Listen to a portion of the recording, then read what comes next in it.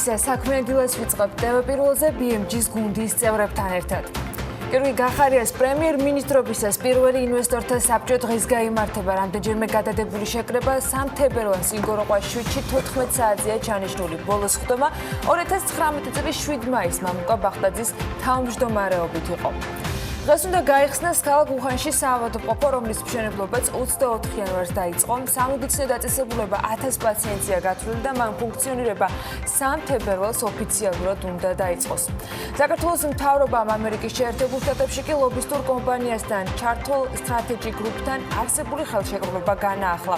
ეს ინფორმაცია შტატების უცხოური აგენტების რეგისტრაციის ვებგვერდზეა გამოქვეყნებული. კომპანიის მიერ უცხოური აგენტების რეგისტრაციის ვებგვერდზე მითითებული ინფორმაციის თანახმად საქართველოს მთავრობა ქირაობს მას, რათა მიიღოს დახმარება შტატების საქართველოს ორმხრივი პოლიტიკური და ეკონომიკური ურთიერთობების დაახლოებისათვის. ოკუპირებული აფხაზეთის ენერგოკომპანია ჩერნომორენერგოს განცხადებით აფხაზეთის ტერიტორიაზე ელექტროენერგიის მიწოდება რუსეთის ფედერაციიდან მიმდინარეობს. ამ ამბის ფონზე გასული წლის ენერგეტიკული ბაზრის სრულ მიმოხილვას გიმზადებთ გალტენ ტაგარტის ანალიტიკოსთან ერთად. მარიამ ჩახვაშვილი გვესტუმრება 9 საათიანი ბიზნეს სიახლეების კოლაჟის შემდეგ საქმიანი დილის ეთერში. თბილისერის ჯგუფი დედაქალაქის მასშტაბით ნაგავ-შემკრები კონტეინერების ჩანაცვლებას განაგრძობს. ახალი ნაგავ-შემკრები კონტეინერები დედაქალაქის ყველა რაიონში განთავსდება. პირველი ეტაპისათვის კი თბილისერის ჯგუფმა ლითონის 500 და პლასტმასის 1000 ერთეული 1100 litrიანი ნაგავ-შემკრები კონტეინერი შეიზღიდა. მიმდინარე წლის განმავლობაში დამატებით კიდევ 3500-მდე ერთეულის განთავსება თბილისის სხვადასხვა რაიონში გეგმება. ამ წლის გეგმებზე უკვე შესრულებულ სამუშაოებს და პროექტებზე თბილისერის ჯგუფის ხელმძღვანელი რომეო მიქაუტაძესთან ვისაუბრებთ, რომელიც საქმიანი დილის სტუდიაში შემოგვიერთდება. სურსათის ეროვნული სააგენტოს გეგმებზე ბექა ბაციკაძესთან სტუმრობისას ბასილაძე სურსათის ეროვნული სააგენტოს უფროსის მოადგილე ისაუბრებს. სურსათის ეროვნული სააგენტოს ტრაფიკობის ობიექტებს ამოწმებს, განსაკუთრებული აქცენტი კი საცხობებზე კეთდება. უკვე ჩატარებული შემოწმების შედეგებს და მთავარ პრობლემებს მიმოვიხილავთ გადაცემის ბოლო ბლოკში.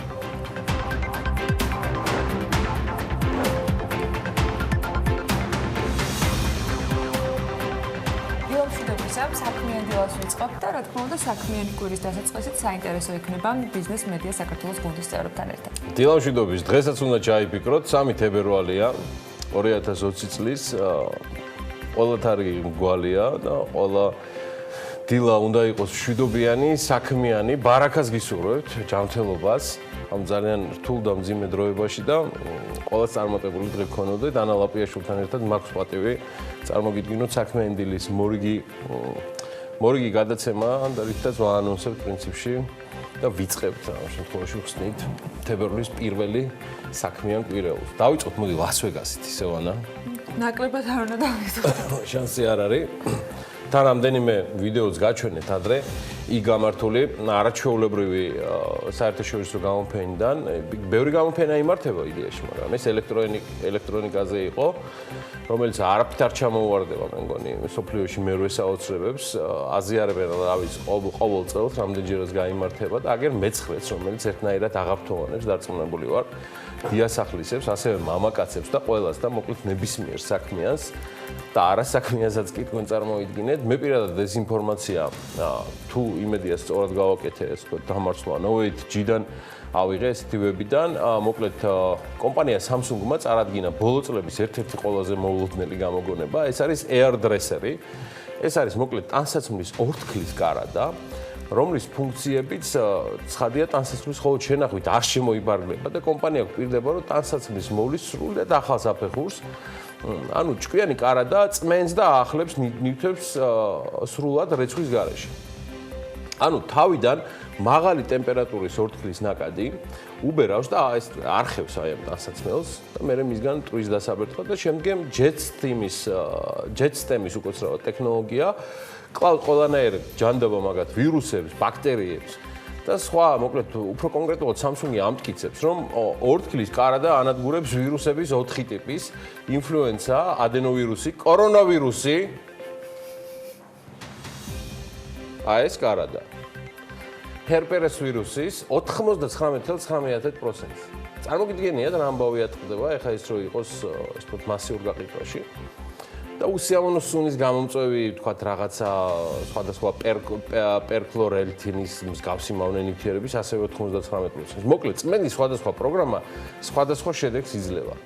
გარდა ამისა, შრობის ტექნოლოგია ასევე ჰით პამპის ნაზადაფრთხილად აშრობს ტანსაცმელს დაბალ ტემპერატურაზე, რომ ტანსაცმელმა არ მიიღოს რაღაცა, არ დაიჭმოჭნოს და აუთოვებს კიდეც აი იმ დაკუჭულ ტანსაცმელს. და ფაქტურად თუ აღარ დაგჭირდებათ. ყველაზე საინტერესო ისაა, რომ ორთქლის კარა და ტანსაცმელს გარედან იცავს გარშემო ჰაერის ტენიანობის შემცირების დიდ და საბოლოო ჯამში ტანსაცმელი გაცილებით დიდხანს რჩება სუფთა რეცვის გარეშე, რაც მისი ექსპლუატაციის ვადას, ანუ ტანსაცმლის მოხმარების ვადას გაახანგრძლიებს. ორთქლის კარა და თვითგაწმენდის სისტემითაც არის, ასე ვთქვათ, დახუნძლული, რის გამოც არ მოითხოვს სარიცხის საშუალებების გამოყენებას, საერთოდ იგი იყენებს მხოლოდ სითბოს, ორთქლსა და ჰაერს. ვირუსებსაც ებრძვის. კარადის წმენდის აუცილებლობას იგი თავად შეგახსენებთ. კარადის შეკვეთა შესაძლებელია რუსეთში, ბრიტანეთსა და ზოგიერთ სხვა ქვეყანაშიც. საქართველოში ის ჯერჯერობით არ შემოსულა და კარადის ღირებულება არც მეტი და ნაკლები $2185 შეადგენს და ვინძლო რომ საკმაოდ პატივსაცემი პიროვნება ჩნდება ოჯახში. ხო, და დიდი ამბავი ატყდება ამასთან დაკავშირებით. აი ესეთი ოქროს კარადით და ვირუსებთან მებრძოლი მორიგი ტექნოლოგიური საოცრებით დავიწყეთ, რომელიც ამ შემთხვევაში უკვე Samsung-ის მიერ იყო წარმოქმნილი. ხო, ამასწინად იაპონელებმა მსოფლიოს მორიგი საოცრება წარუდგინეს, ყველაზე ძვირფასი და ფეშენებელური მატარებლის სახით, საოცრად მიმზიდველი, ექსტერიელურად თუ ინტერიელურად მატარებელი სახელად Trainsuit Shikishima.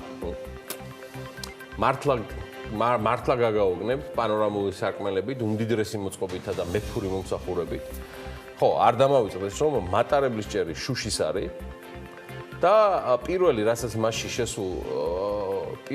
მასში შესულ მგზავრს ხვდება, ეს არის გამცილებელი შუშხუნა ღვინით. იყოს ახლა აქ ბაგრატიონი, ყოველ ახალწელს რომ ამოიზრდება ხოლმე, ყოველ გავაკეთებდით რაღაცას. ეს არაჩვეულებრივი მოგზაურობა იწყება ტოკიოში, ამხანაგებო და სრულდება ჰოკაიდოში. ნუ ზაფხულში ეს მოგზაურობა გრძელდება 2 დღე.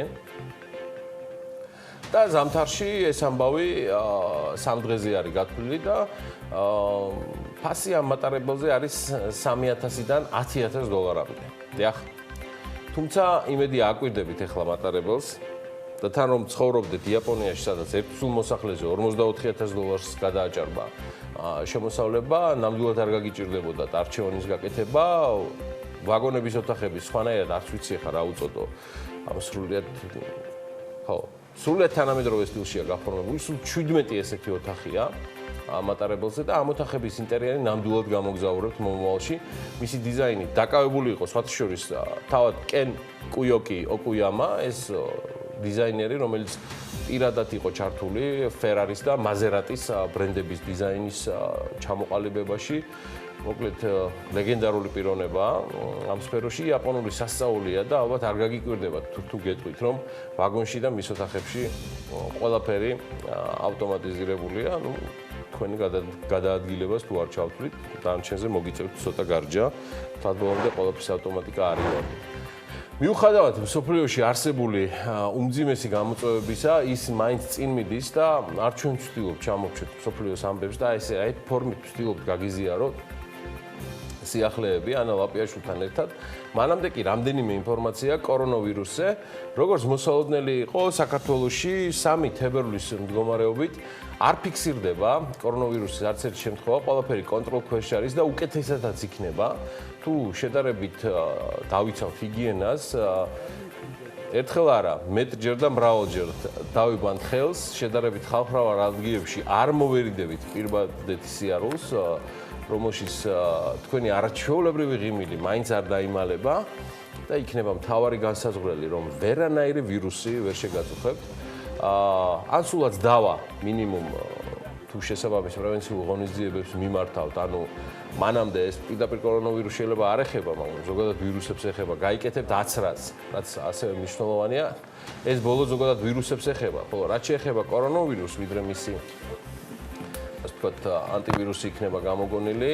ჩვენი რეპორტიორის ნამუშევარსაც კიდევ ერთხელ შემოგთავაზებთ, თუ რა ვითარებაა მსოფლიოში კორონავირუსის კუთხით გეტყვით, რომ არც ერთ საქართველოს მოქალაქეს, არც ერთ უცხოელ მოქალაქეს, ვინც საქართველოში სტუმრად იმყოფება, მათ შორის ჩინელ მოქალაქეებსაც, რომელთაც განსაკუთრებით ახლა ეს ორ ტყუპის წელს სიამოვნებით და დიდი სიყვარულით ჩავიხუტებდი გულში, არავის და არც ერთს. დღეს მდგომარეობით არ უფიქსირდება კორონავირუსის არანაირი სახეობა. ხო და ვიდრე გადავალთ ეხლა იმ ჩვენს დაპირებულ თემაზე, ეხლა მინდა შემოგთავაზოთ პირდაპირი კადრები კორონავირუსის ერთ-ერთი ყველაზე ადრეულად დადგენილი ეპიცენტრიდან, ეს არის ჩინეთის ქალაქი უჰანი. ჩვენ ახლა პირდაპირ ეთერში ვუყურებთ ვითარებას, იქ ფაქტიურად დამკვრელური ტემპით გაგრძელდა საავადმყოფო შენებლობა ბოლო 10 დღის განმავლობაში თუ არ ვთქვი და მე რასაც ვაკვირდები, ბოლოსკენ არიან ცალსახად გასულები. ჩინეთის ერთ-ერთი ტელევიზია გუშინი უწყებოდა, რომ კლინიკა დღეს სამთებერვალს გაიხსნება, მისი მშენებლობა დაიწყო 24 იანვარს და კომპლექსი 25000 კვადრატულ მეტრზეა გადაჭიმული. ფაქტია, რომ ბოლოსკენ არიან, ჩვეულებრივი საოცრებაა ნამდვილი და ეს 1000 პაციენტისთვის განკუთვნილი კლინიკა სერიოზულად დაეხმარება ადგილობრივ მედიკოსებს გამკლავებაში ამ ახალ ვირუსთან, რომელმაც 300-ზე მეტი ადამიანი უკვე იმსხვერპლა, თუმცა 150-ზე მეტი განკორნებაც უკვე მოხდა და თან იმ პირობებში, რომ პირდაპირი დანიშნულების ანტივირუსი თავად კორონავირუსზე ჯერჯერობით არ არის დადგენილი. ბოლოსკენ ვართო, ერთხმად გაიძახიან მსოფლიოს სხვადასხვა მეცნიერები ამ დადგენაში და გამოგონებაში ანტივირუსისა ორგანიზმსაც არ გამოუმუშავებია ჯერჯერობით ანტისხეულები კორონავირუსთან დაკავშირებით, აგერ ვართ ჩვენც. ამაშობაში მართლა ვნახოთ ერთი სადა ვართ და რა ეტაპზეა კორონავირუსი და მისი გავრცელების მასშტაბები და როგორ და რას უპირისპირებს მსოფლიო 2020 წლის ყველაზე ვერაგ გამოწვევას წლის დასაწყისიდანვე. მოდი ვნახოთ კიდევ ერთხელ ჩვენი რეპორტიორების მიერ მომზადებული განახლებული ინფორმაცია. 2020 წლის 3 თებერვლის მდგომარეობით მსოფლიოში კორონავირუსით ინფიცირებულთა რაოდენობა 14380-ია. ვირუსის მსხვერპლთა რიცხვი კი 304-ს აჭარბებს. დღეს ცენტრალურ ჩინეთში 11 მილიონიანი ქალაქი უჰანი და მის გარშემო არსებული ჰუბეის პროვინცია ფაქტობრივად ჩაკეტილია. ქვეყნები თავიანთი მოქალაქეების ევაკუაციის მიზნით ჩინეთში სპეციალურ რეისებს აგზავნიან. მსოფლიო ჯანდაცვის ორგანიზაციის მიერ კი ვირუსთან დაკავშირებით გლობალური საგანგებო ვითარება არის გამოცხადებული. ჯანდაცვის მსოფლიო ორგანიზაციამ ასევე საკუთარ ვებგვერდზე გამოაქვეყნა ინფორმაცია, რომლითაც ახალ ვირუსთან დაკავშირებით რამდენიმე მცდარი ინფორმაცია გააქარწყლა და ვირუსის შესახებ დასმულ კითხვებს გაეცა პასუხი. მას ასე, პირველი კითხვა: შეუძლიათ თუ არა შინაურ ცხოველებს გაავრცელონ კორონავირუსი? დღეისათვის არ არსებობს მტკიცებულება, რომ შინაური ცხოველები, როგორებიც არის მაგალითად ძაღლი ან კატა, შეიძლება დაინფიცირდნენ ახალი ვირუსით. თუმცა ამის მიუხედავად უმჯობესი იქნება თუ მათთან კონტაქტის შემდგომ ხელებს საფნით დაიბანთ. ნომერი მეორე კითხვა: ახდენს თუ არა ახალი კორონავირუსი გავლენას მხოლოდ ასაკოვან ადამიანებზე, თუ უფრო მეტად მცირეწლოვანები არიან რისკის ქვეშ? ყველა ასაკის ადამიანი შეიძლება დაინფიცირდეს ახალი კორონავირუსით, თუმცა ხანდაზმულები და არსებული სამედიცინო პრობლემის მქონე ადამიანები, მათ შორის ვისაც აღენიშნება ასთმა, დიაბეტი, გულის ქრონიკული დაავადება, ვირუსის მიმართ უფრო მოწყვლედები არიან. ამიტომაც მსოფლიო ჯანდაცვის ორგანიზაცია ყველა ასაკის ადამიანს ურჩევს მიიღოს ზომები ვირუსისგან თავის დასაცავად, მაგალითად კარგი ჰიგიენის დაცვითა და რესპირატორული ჰიგიენის დაცვით. კითხვა ნომერი მესამე: ეფექტურია თუ არა ანტიბიოტიკების მიღება ახალი კორონავირუსის პრევენციისა და მკურნალობისათვის? პასუხი არის არა. ანტიბიოტიკები არ გამოიყენება ვირუსების წინააღმდეგ. მხოლოდ ბაქტერიების წინააღმდეგ ინიშნება ანტიბიოტიკური მკურნალობა, თუმცა თუ თქვენ უკვე ხართ კორონავირუსით დაინფიცირებული, საავადმყოფოში მკურნალობისთვის შესაძლებელია გამოყენებული იყოს ანტიბიოტიკებიც, რათა არ მოხდეს სხვა პარალელური ინფექციის განვითარება. და მეოთხე კითხვა: არსებობს თუ არა რაიმე კონკრეტული მედიკამენტი ახალი კორონავირუსის პრევენციის ან მკურნალობისათვის? დღემდე არ არის დადგენილი რაიმე ფარმაცევტული საშუალება, რომელიც თავიდან აგაცილებთ კორონავირუსს. ამასთან ვირუსით ინფიცირებულმა უნდა მიიღოს სათანადო მკურნალობა სიმპტომების შესამსუბუქებლად. ახლა რაც შეეხება კორონავირუსის გავრცელების არეალებს. ამ დროისთვის კორონავირუსი მსოფლიოს 20 ქვეყანაში ფიქსირდება. ესენია ჩინეთი, ავსტრალია, კამბოჯა, კანადა, ფინეთი, საფრანგეთი, გერმანია, იაპონია, მალაიზია, ნეპალი, სინგაპური, სამხრეთ კორეა, შრი-ლანკა, ტაილანდი, ფილიპინები, ინდოეთი, ტაივანი, არაბთა გაერთიანებული საამიროები, ამერიკის შეერთებული შტატები და ვიეტნამი. ვირუსის პირველი შემთხვევა გამოვლინდა ტიბეტშიც, თუმცა საქართველოს ჯერჯერობით საფრთხის წინაშე არ არის. მე მაინც მინდა მარიამ ადამიანს გასულ კვირაში მომზადებული ძალზე საინტერესო სიუჟეტი და ნამონარიდი შემოგთავაზოთ. თუ დავეყრდნობით ყველაზე სანდო რეიტინგებს, ანუ ინტერნეტის რეიტინგებს, ამ სიუჟეტმა ყველა რეკორდი მოხსნა. მიზეზი გასაგებია, მომზადებულია BMG-ის მიერ და თემა ეხება როგორ დავიცვათ თავი ვირუსებისგან. დავიცვათ თავი ვირუსისგან. ნაბიჯი 1. აუცილებელია ხელების დაბანა საპნით არანაკლებ 20 წამის განმავლობაში. სადეზინფექციო საშუალებების გამოყენებაც შეიძლება. ნაბიჯი 2. არ არის რეკომენდებული დაუბანელი ხელით შეხება თვალთან, ცხვირთან და პირთან. ნაბიჯი 3. სურდოს დროს მხოლოდ ერთჯერადი ხელსახოცები მოიხმარეთ და გამოყენებისთანავე ურნაში დაყარეთ. ნაბიჯი 4. ხველებისა და ცემინების შემთხვევაში საჭიროა ხელსახოცის ან უკიდურეს შემთხვევაში იდაყვის აფარება, მაგრამ არავითარ შემთხვევაში ტევნის. ნაბიჯი 5. ავეჯის, იატაკის, სველი წერტილების ზედაპირების ხშირად წმენდა და დეზინფიცირება. ნაბიჯი 6. არ არის რეკომენდებული ანტივირუსული პრეპარატების მიღება ექიმის რჩევის გარეშე. ხო, კიდე რა ხდებოდა გასულ კვირაში? ამას უმალე ჩვენი შეფასებით, ჩვენი BMG-ის გუნდის შეფასებით, უმალე იქნება ჩართვა ჩვენი რეპორტიორებისა, რომლებიც ტრადიციულად შეაჯამებენ კვირის მთავარ ეკონომიკურ მოვლენებს და ფაქტებს. მანამდე ახლა რა გითხრათ, ისევ იყო ბევრი წერილი, ნაკლები სიხარული, ბევრი გინება, ნაკლები სიყვარული, ბევრი ჩხუბი, ნაკლები სითბო, მეტი ცრემლი, ტრაიკულად დაღუპული ქართველი რაგბისტის თუ პატარა ანიტას გამო, რომელსაც მთელი საქართველო გულშემატკივრობდა. ხო, პერიოდულად მობუქრობდა მედიცინის სფერო, ძირითადად კარდიოქირურგები, სხვა კლინიკებიც და მათი სახეები, შეხვედრა გასულ კვირაში უნდა შემდგარიყო და მოვიკითხავთ, წაიწია თუ არა წინ კონსულტაციებმა სახელმწიფოს და სამედიცინო კლინიკებს შორის.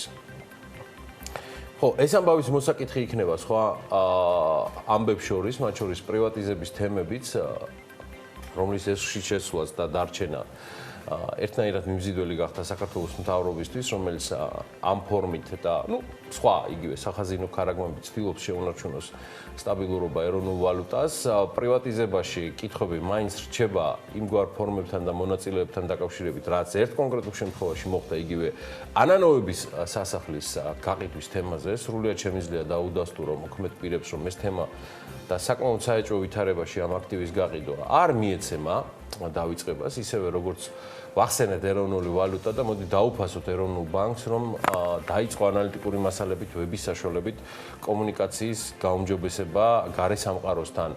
აქვე მადლობა სტუმრობისთვის გასულ კვირაში ეროვნული ბანკის ვიცე-პრეზიდენტს მადლობასებს, რომ მოიცალა დერივატივების და ზოგადად კაპიტალის ბაზრის განვითარების საქართველოსთვის ახალი, მსოფლიოსთვის შედარებით ძველი ამბისთვის. თუმცა ეროვნულ ბანკს შევახსენებ, რომ კითხვები კიდევ გვაქვს რეგულაციებზე, მთავრობასთან ერთად, რატომ შემოიღეს და რატომ არბილებენ ახლა და ასევე გვაქვს კითხვები. და იდეაში მაქვს ასეთი კითხვა, რა სხვაობაა TBC-ის და პროგრეს ბანკებს შორის? აი ვინც გამოიცნობს, მიიღებს ბონუსს. სტუმრობას საქმიან დილაში. ჩვენ სტუდიაში მალე იქნებიან სტუმრები, დღეს არა. არ ინერვიულოთ. მანამდე ამ კვირაში Forbes-ის გალა მიღება გვაქვს, იქვე პატიჟებით ქართულ საქმიან სამყაროს რეალურ და დასაფასებელ ბიზნეს და არა ბიუჯეტის არტერიაზე მიმჯდარ ვითომ ბიზნესმენებს. ხო და კვირის ბოლოს შედგება მთავარი ბიზნეს ღონისძიება წლის რომელიც გადავიტანეთ გასული წლის ბოლოს სხვადასხვა მიზეზების გამო, წელს შედგება და ამას ყველაფერს BMG-ის პირდაპირ ეთერში იხილავთ. კარგი ამბავი იქნება, კარგი წარმოდგენა, კარგი ხალხი და გამორჩეული დაჯილდოებაც. ხო, ამერიკის ელჩი ჩამოვიდა, ოპერატიულად მიიღო და დიპლომატიური პროტოკოლის ბოლო დეტალი შეასრულა პრეზიდენტმა ივანიშვილმა, მე მაპატიეთ პრეზიდენტმა ზურაბიშვილმა. შემდგომ კელი დენანი მიიღო პრემიერ-მინისტრმა გახარიამ საგარეო საქმეთა მინისტრმა, რომელმაც ეს კვირა, სხვათა შორის პრემიერ-მინისტრმა ეს კვირა სრულად დაუთმო ამერიკიდან მოვლენილ სხვადასხვა დელეგაციებთან შეხვედრას. გაკიცხა გერმანიისკენ მიმავალი კონტრდაზვერვის შეფი და დედმამიშვილი მისი და ყველას დახვდა რომ წერილის ბევრი იქნებაო და სიხარულიცო. მე ვიზიარებ პრემიერ-მინისტრის ოპტიმიზმს ამ შემთხვევაში რომ წერილი ბევრი იქნება და ვიდრე გადამილოცავს ჩვენი ეთერი BMG-ის ახალგაზრდული ფრთისთვის დავეთანხმები როგორც გითხარით მას რომ წერილები კიდე ბევრი იქნება ძალიან ბევრიც და მათ შორის მას შემდეგაც რაც ამერიკის შეერთებული შტატებიდან დაბრუნდება საქართველოს პარლამენტის თავმჯდომარე და დელეგაცია მაგრამ აი სიხარული ამ წერილებიდან გამომდინარე აქ პროგნოზში ვერ ვემთხოვით და ვერც იქნება შესაბამისად მე არ ვიცი ამ კუთხით რა არის პრემიერ-მინისტრის სიხარულის წყარო. კარგი, გამიგრძელდა და დროა ჩვენი გასული კვირეულით შევაჯამოთ და BMG-ის გუნდი, რომელიც ვაშკაცურად და მეტგრად უძლებს ვირუსებს, მოусმენთ ახლა მათ, მე მგონი უკვე მოიქოქნენ, როგორ აჯამებენ გასულ კვირას და ნინი ლონგურაშვილი, არ ვიცი ახლა დღეს ვისთან ერთად არის, დარწმუნებული ვარ უკვე მანქანაშია, დარწმუნებული ვარ და უკვე ემზადება ჩვენთან შესახვედრად. ნინი დილამშვიდობის და გელით.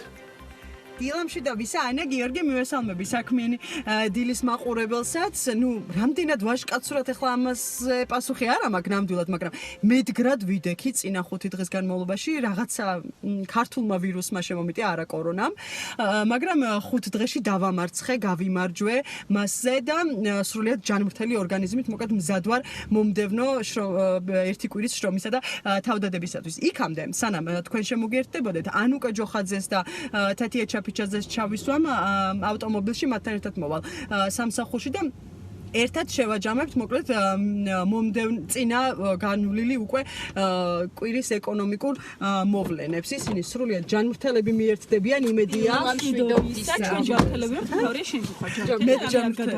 არანაირი არაფერი ჯანმრთელი ვარ აბსოლუტურად არანაირი კორონა და გვირგვინი მე თავზე არ მადევს მაგრამ 14500 ადამიანს უკვე აქვს მსოფლიოს მასშტაბით და მათგან 300-ზე მეტი ეს არის ბოლო მონაცემები ხო ფიქსირდება ეს არის გუშინდელების ბოლო მონაცემები და მსოფლიო ჯანდაცვის ორგანიზაციამ გააკეთა განცხადება იმასთან დაკავშირებით, რომ გლობალურ პრობლემასთან ყოფს საქმე და ქვეყნებს მოუწოდა მაქსიმალური სიფრთხილისკენ 20-ზე მეტ ქვეყანაში. და მაყურებელს შევახსენებ, რომ დაახლოებით 9 საათში 40 წუთში მექნება პირდაპირ ჩართვა უკვე სტუდიიდან, აი ამ კორონავირუსთან დაკავშირებით, როგორ შეუქმნა საფრთხე მოკლედ ეკონომიკურ მსოფლიო ეკონომიკას. მაგრამ ფაქტია, რომ დაავადებათა კონტროლის ცენტრი გვეუბნება, რომ ანუ რა თქმა უნდა დავიცვათ ეს ყველა წესები. მაგრამ პანიკის საფუძველი რაც ვრცელდება არ შეესაბამება იმას და საქართველოში არ დაფიქსირებულა იმედი არც დაფიქსირებულა. კარგი ჯანდაცვიდან ქართულ ჯანდაცვაზე გადმოვიდა. 500-ზე დადგენილება. აქტუალობას არ კარგავს ეს თემა ყოველ კვირას ტრადიციულად ამ თემის ირგვლივ ტრიალებთ. ტიკარაძე გახდა მინისტრი, რომელსაც სურს რომ ყველა მილაპარაკოს მასზე. მართალია თავად არ საუბრობს, მაგრამ ჩვენ კი გვალაპარაკებთ. მიმდინარე კვირას კლინიკებმა უკვე დაიწყეს საუბარი, რომ მათ მოუწიათ 500-ზე დადგენილების ამოქმედების შემდეგ უკვე ეფექტის შემდეგ იყო რომ ხელფასების შემცირება მოუწიათ თვითონ კლინიკების პერსონალისთვის კი 35%-ზე იყო თუ სწორად მახსოვს საუბარი ამაზე საპასუხო კომენტარი უკვე თავად ეკატერინე ტიკარაძემაც გააკეთა და მათ თქვა რომ ეს არის სრული სიცრუე და მათ ამის საბაბი ნამდვილად არ ქონდათ მოკლედ რა და ჯანდაცვაზე ასევე მინდა რომ ახსენო ჩოგოვაძის ცვლილება დიდი ტურიზმიდან ჯერ კიდევ ავიაციაში და ახლა უკვე ჯანდაცვაში მოკლედ დიდს არ ცდება გიორგი ჩოგოვაძე ფაქტი ეს არის და საშუალებები მას დიდში იყო მთის კურორტების განვითარებაშიც გიორგი ჩოგოვაძეზე გამახსენდა ზუსტად რომ წინა კვირას შეიმუშავეს კანონ პროექტი მთის კურორტების განვითარების კი მე მგონი ამ ზამთარმა დაანახა განსაკუთრებულად საჭიროება კი პრობლემები და მოკლედ მთის კურორტების განვითარება ერთი მენეჯმენტის ქვეშ უნდათ რომ მოექცეს რადგან ეს პრობლემა ალბათ რაღაც უნდა შეიქმნას რომელიც ასევე ამას გააკონტროლებს და BMG შექმნის სწორედ ამ სიპს რომ ჩვენ გავაკონტროლებთ მათ ჩვენ ისეც ვაკონტროლებთ სიპები და რაღაცები არ გვჭირდება ჩვენ კონკრეტულად ბიუროკრატია არ გვჭირდება მოკლედ ზემო სვანეთის თემას შევეხები იმიტომ რომ ერთ-ერთი ზამთრის კურორტი იყო სადაც პრობლემები ჭარბობდა იყო დინის პრობლემა ელექტროენერგიის პრობლემა და ენერგოპრომ გასულ კვირას განაცხადა სწორედ რომ მოხმარება არის განსაკუთრებით გაზრდილი და კრიტიკულ ზღვარს მიაღწია. წარმოიდგინეთ, დეკემბერში მოხმარებამ 19 რეგიონის ჯამური რიცხვი შეადგენს. წარმოიდგინეთ, და რა ხელმოჩენელია? და კრიპტოვალუტის წარმოებას უკავშირებენ ძირითადად ენერგო და მაყურებელს შევახსენოთ, რომ სვანები გადასახადს არ იყიან ელექტროენერგიაზე. 13 წელი უკვე არაგებს ენერგოპრო ელექტროენერგიით უსასყიდლოდ. კარგი, ჩამოსრიალდეთ სვანეთიდან და ეკონომიკურ ზრდაში შევსრიალდეთ. დეკემბერში 3.1%-ით გაიზარდა საქართველოს ეკონომიკა და წლიურ ჭრილში უკვე 5.2%-ით შეადგენს. მთავარი ავარიაში არ მოხდა. თორე ეკონომიკური ზრდა გვერდზე მოგჩება, გაიზარდა თითქმის ყველა სექტორში და კლება ერთადერთი შეინიშნება სამშენებლო დარგში. ეს სექტორი ვერ ეკონომიკურ ზრდაზე რა შეიძლება გაგახსენდეს და ალბათ პირველი სებია და სებზე ნუ ეს ახალი ამბავი არ არის რომ სებს ახალი შენობა უნდა ჰქონდეს და ამაზე მუშაობენ, მაგრამ ახალი ამბავი არის რომ ტენდერში უკვე გამარჯვებული კომპანია გამოვლინდა 50 მილიონი ჯდება სების ეროვნული ბანკის ახალი შენობა, რომელიც მარჯვენა სანაპიროზე განთავსდება და აქედან 5 კომპანიამ მიიღო მონაწილეობა, აქედან 4 იყო ქართული და 1 იყო ამერიკული და ამერიკულმა კომპანიამ ლიდერობა კი გამოვლინა. გასულ კვირას მონეტარული პოლიტიკის ხდომაც გაიმართა და სებმა უცვლელი დატოვა განაკვეთით 9%-თან და რაც ნიშნავს, რომ ცესხი აღარ გაიზარდათ. მეორე ტრადიციული თემა არის, მე მგონი 100 საინვესტიციო შეთავაზება. განახლებული რიცხვები მივაწოდოთ მაყურებელს 38 ქონება არის პრივატიზებული ამ ეტაპზე და გიორგი გახარია 120 მილიონი ლილარის რიყის დოქებიც კი შეიტანეს ამ აპავში 95 მილიონი. და რამდენი ხანია ამ თემას მიყვებით, მე ბიედის დაწყებული თემა იყო და ძალიან იჭვის თვალით უყურებს ამ ყოველთვის კალაძე და ამბობს, რომ არ აქვს იმედი, რომ ინვესტორები დაინტერესდებიან ამ თემით, იმიტომ რომ ის ამბობს, რომ სხვა დროსაც იყო შეთავაზებები, მაგრამ ბიზნესი არ დაინტერესდება. ნახოთ რა იქნება რეალურად რა მიდედა. ბოლო-ბოლო იმედია გარიცხავენ მაინც რიყის დოქებს. თელარასიუჟეტიდან გამომდინარე. კარგი, ჩვენც უკვე ვუახლოვდებით TV პირველის შენობას და იმისთვის რომ მოკლედ ვიმუშაოთ მთელი კვირის განმავლობაში ახალ თემებზე. იქამდე 3 ცვლილება მინდა მაყურებელს მივაწოდოთ, რომელიც 1 თებერვლიდან ამოქმედდა და შესაბამისად დღეიდან უკვე ცხადია, უკვე მოქმედებაშია და ძალაშია შესული. ერთი ეს არის სესხის გამცემ სუბიექტებზე შეზღუდვები ამოქმედდა.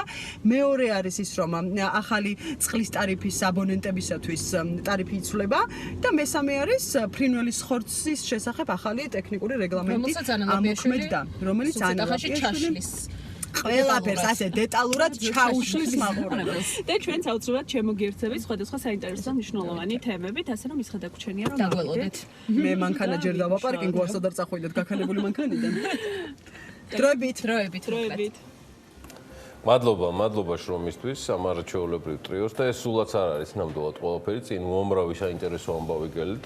მეორე ბლოკი დღეს სრულად ანა ლაპიაშვილის არის. სწორედ მასთან ერთად გააგრძელებთ საქმიანი დილას, მეც ცხადია ვჩები თქვენთან ერთად და სულ მალე რეკლამის შემდეგ გიბრუნდებით.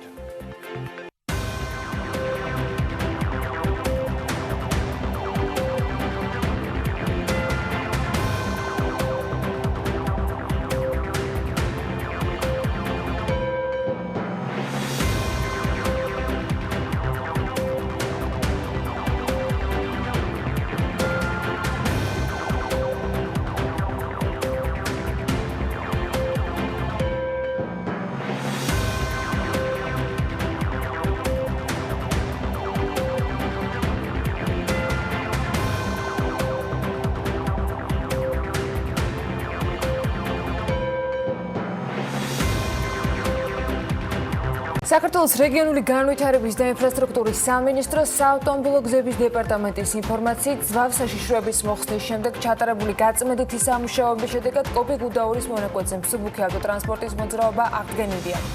უკრაინის ხერსონის პორტის 30 წლიანი მართვის უფლება ქართულ-შვეიცარიულმა კომპანიამ რისოილ ხერსონმა მოიპოვა. შესაბამისი პრეზენტაცია უკრაინის დედაქალაქში ქვეყნის მთავრობამ და ინვესტორმა კომპანიამ გამართეს და საზოგადოებას ტენდერში გამარჯვებული კომპანიის გეგმები გააცნეს.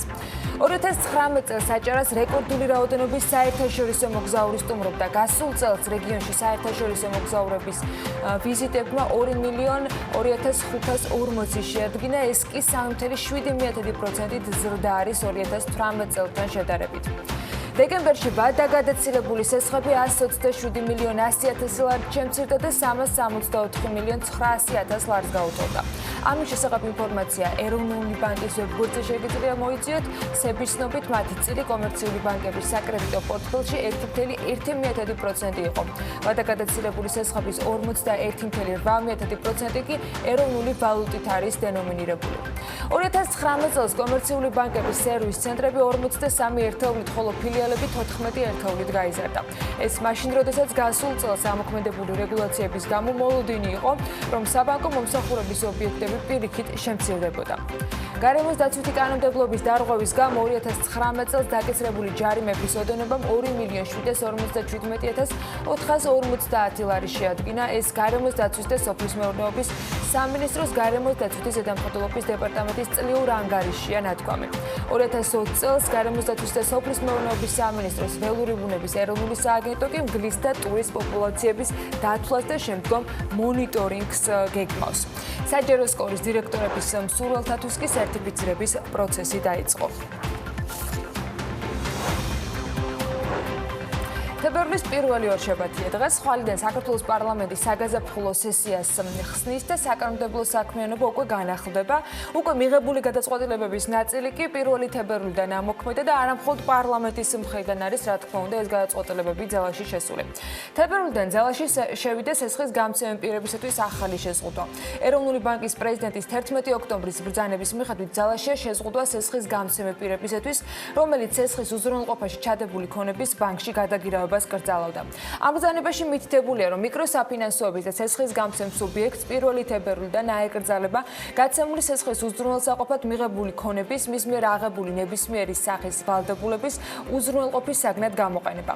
კომერციულ ბანკებს კი თავის მხრივ აეკრძალებათ, რომ მიკროსაფინანსო ორგანიზაციის სესხის გამცემის სუბიექტის და არასაბანკო სადეპოზიტო დაწესებულება საკრედიტო კავშირისათვის გაცემული სესხის უზრუნველყოფის საგნად გამოიყენოს ქონება, რომელიც ამ მიკროსაფინანსო ორგანიზაციის სესხის გამცემის სუბიექტის და საკრედიტო კავშირის მიერ მიღებულია გაცემული სესხის უზრუნველსაყოფად.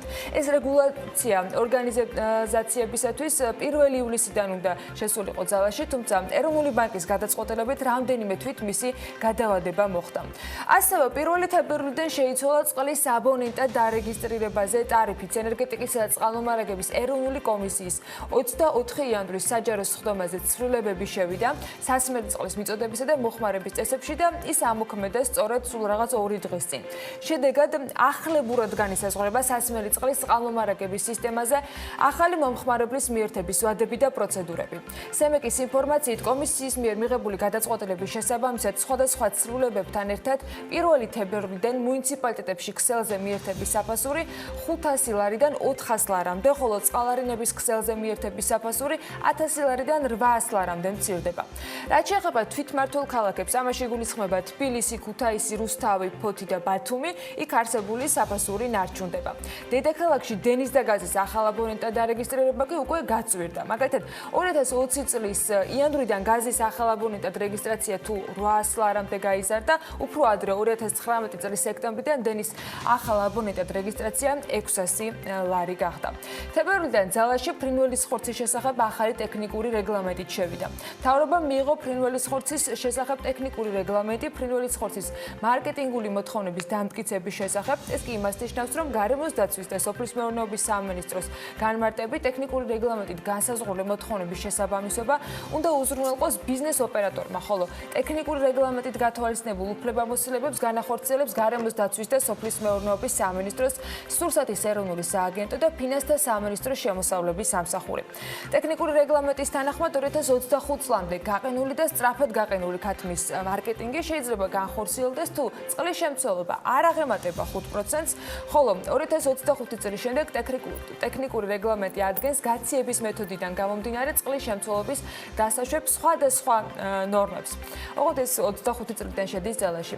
ამ რეგლამენტით განსაზღვრულია დაფასოებული ადგილობრივი წარმოების გაყინული ან სწრაფად გაყინული ფრინველის ხორცის წონის კატეგორიის მიხედვით კლასიფიცირება და ამ რეგლამენტის თანახმადვე ყველა დაფასოებულ პროდუქტს უნდა ჰქონდეს წონის მაჩვენებელი, რაც მომხმარებელთა უფლებების დაცვის ერთ-ერთი მნიშვნელოვანი პირობა.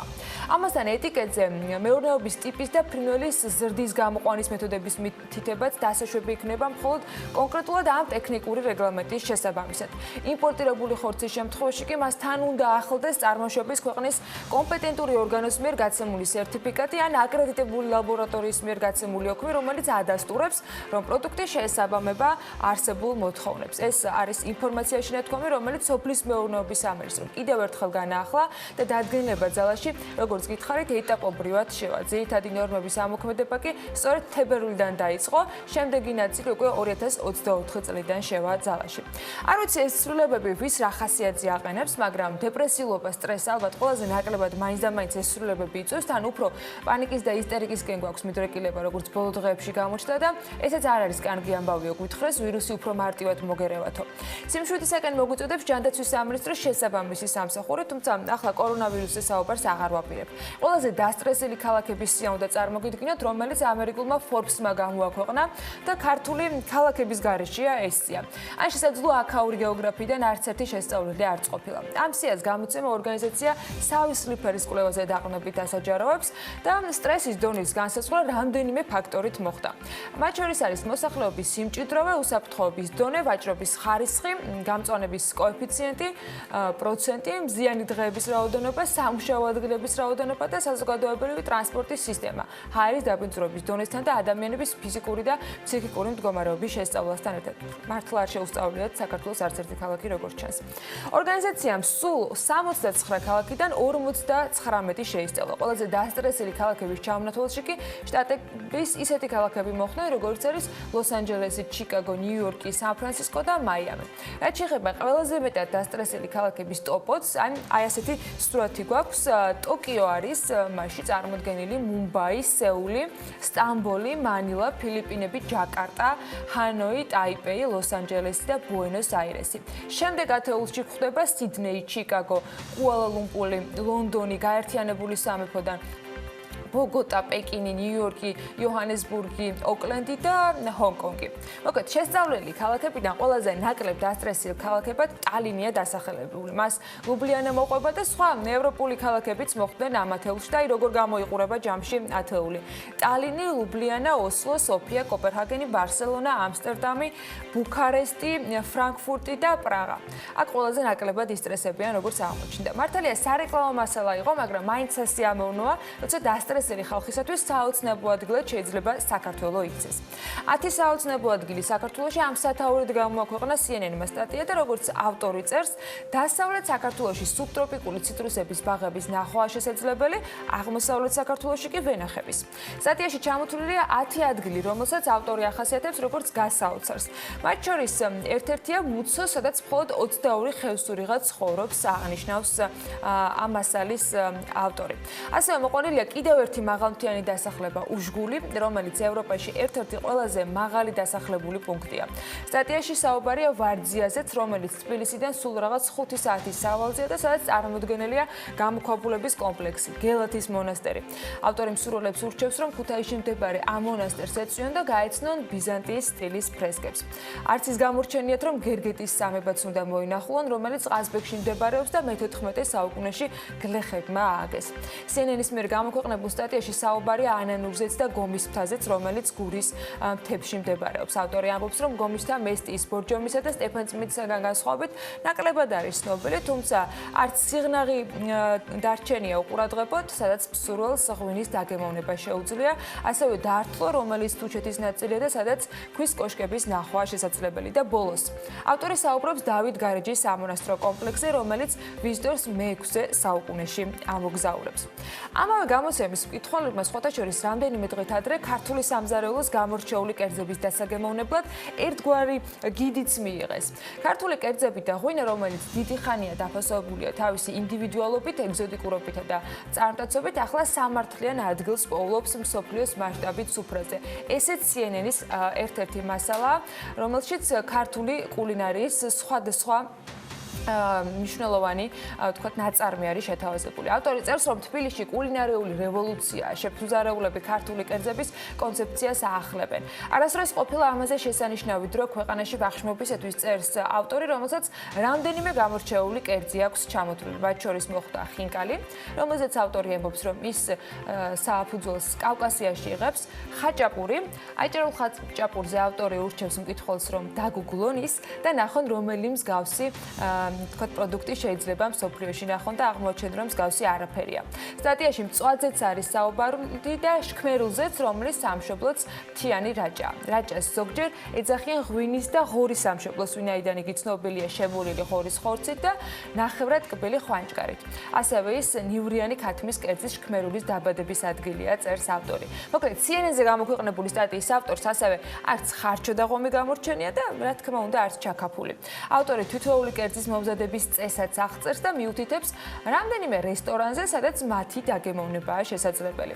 მოკლედ, მეტი ტურისტის მოსაზიდად ფორსაჟის კადრებთან ერთად, როგორც ჩანს, სამზარეულო და CNN-ის მასალების დაგვეხმარება და ამაშიც დიდი წვლილი აქვს შეტანილი იმ სარეკლამო და მარკეტინგულ კამპანიებს, რომელსაც საქართველო აწარმოებს. ფორსაჟს რაც შეეხება, იქ თბილისის კადრები უკვე თიზერშიც გამოჩნდა.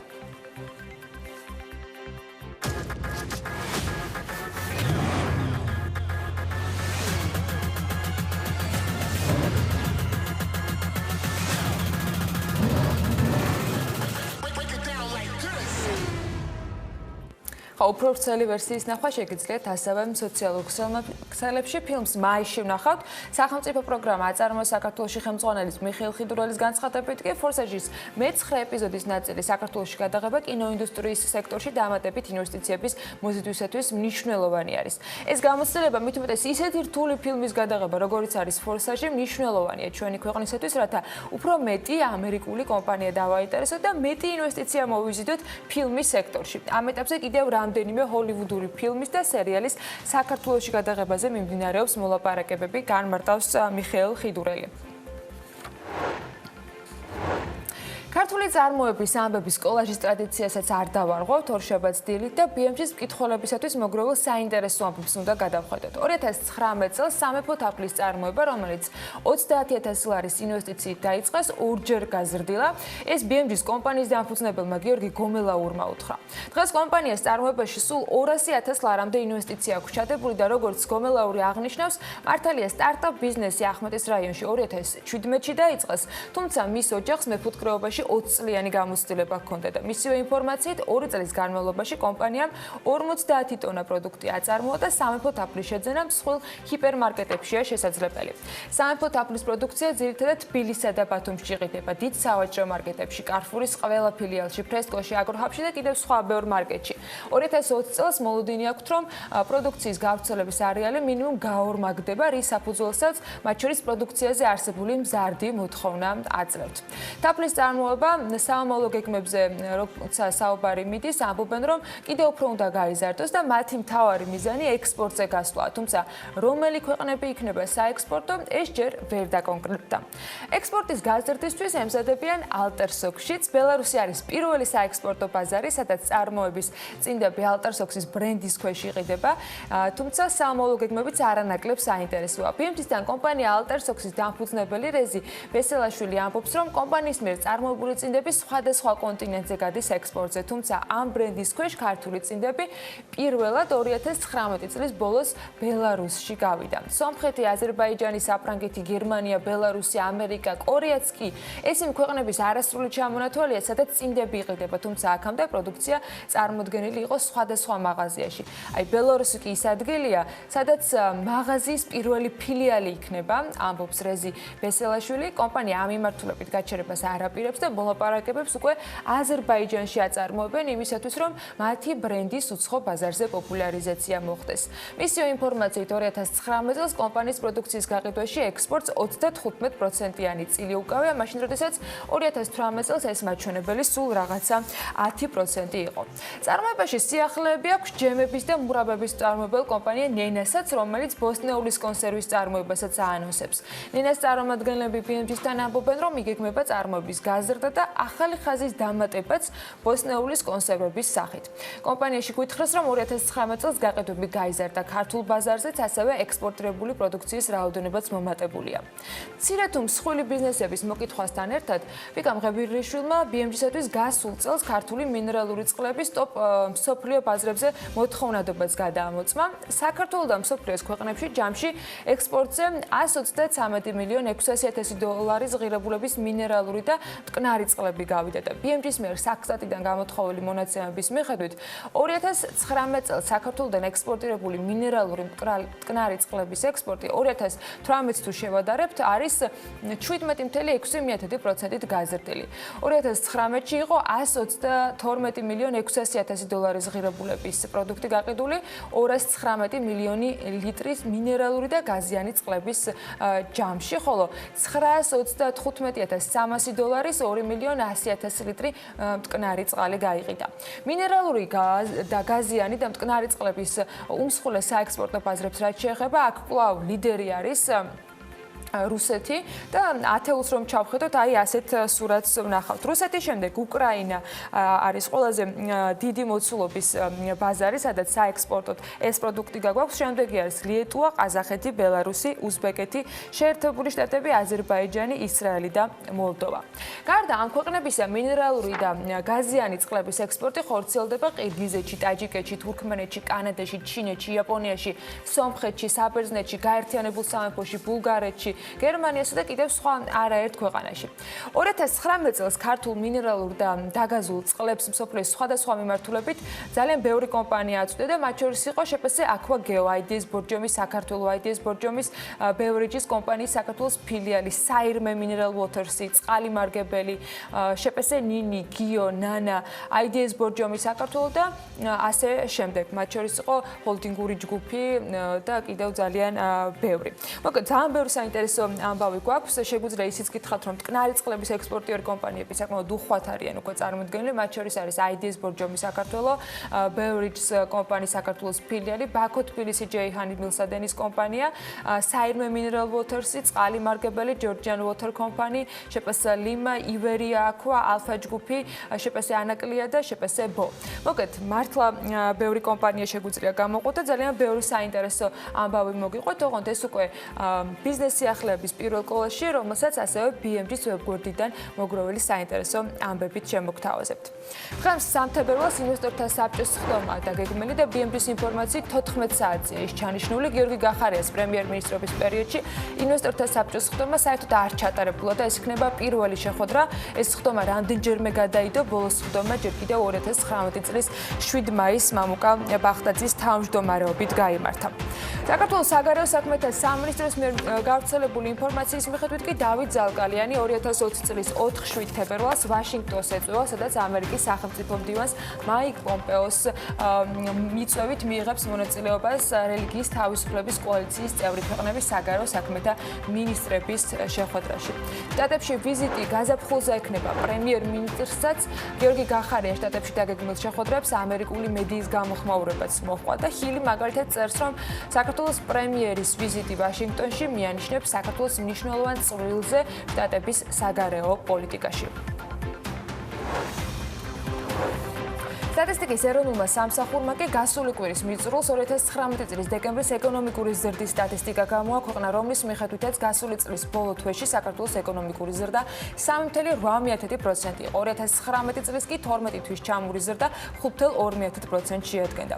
წლის განმავლობაში ყველაზე მაღალი ეკონომიკური ზრდა მესამე კვარტალში დაფიქსირდა 5.8%, ყველაზე დაბალი 4.6%-იანი ზრდა კი მეორე კვარტალში იყო.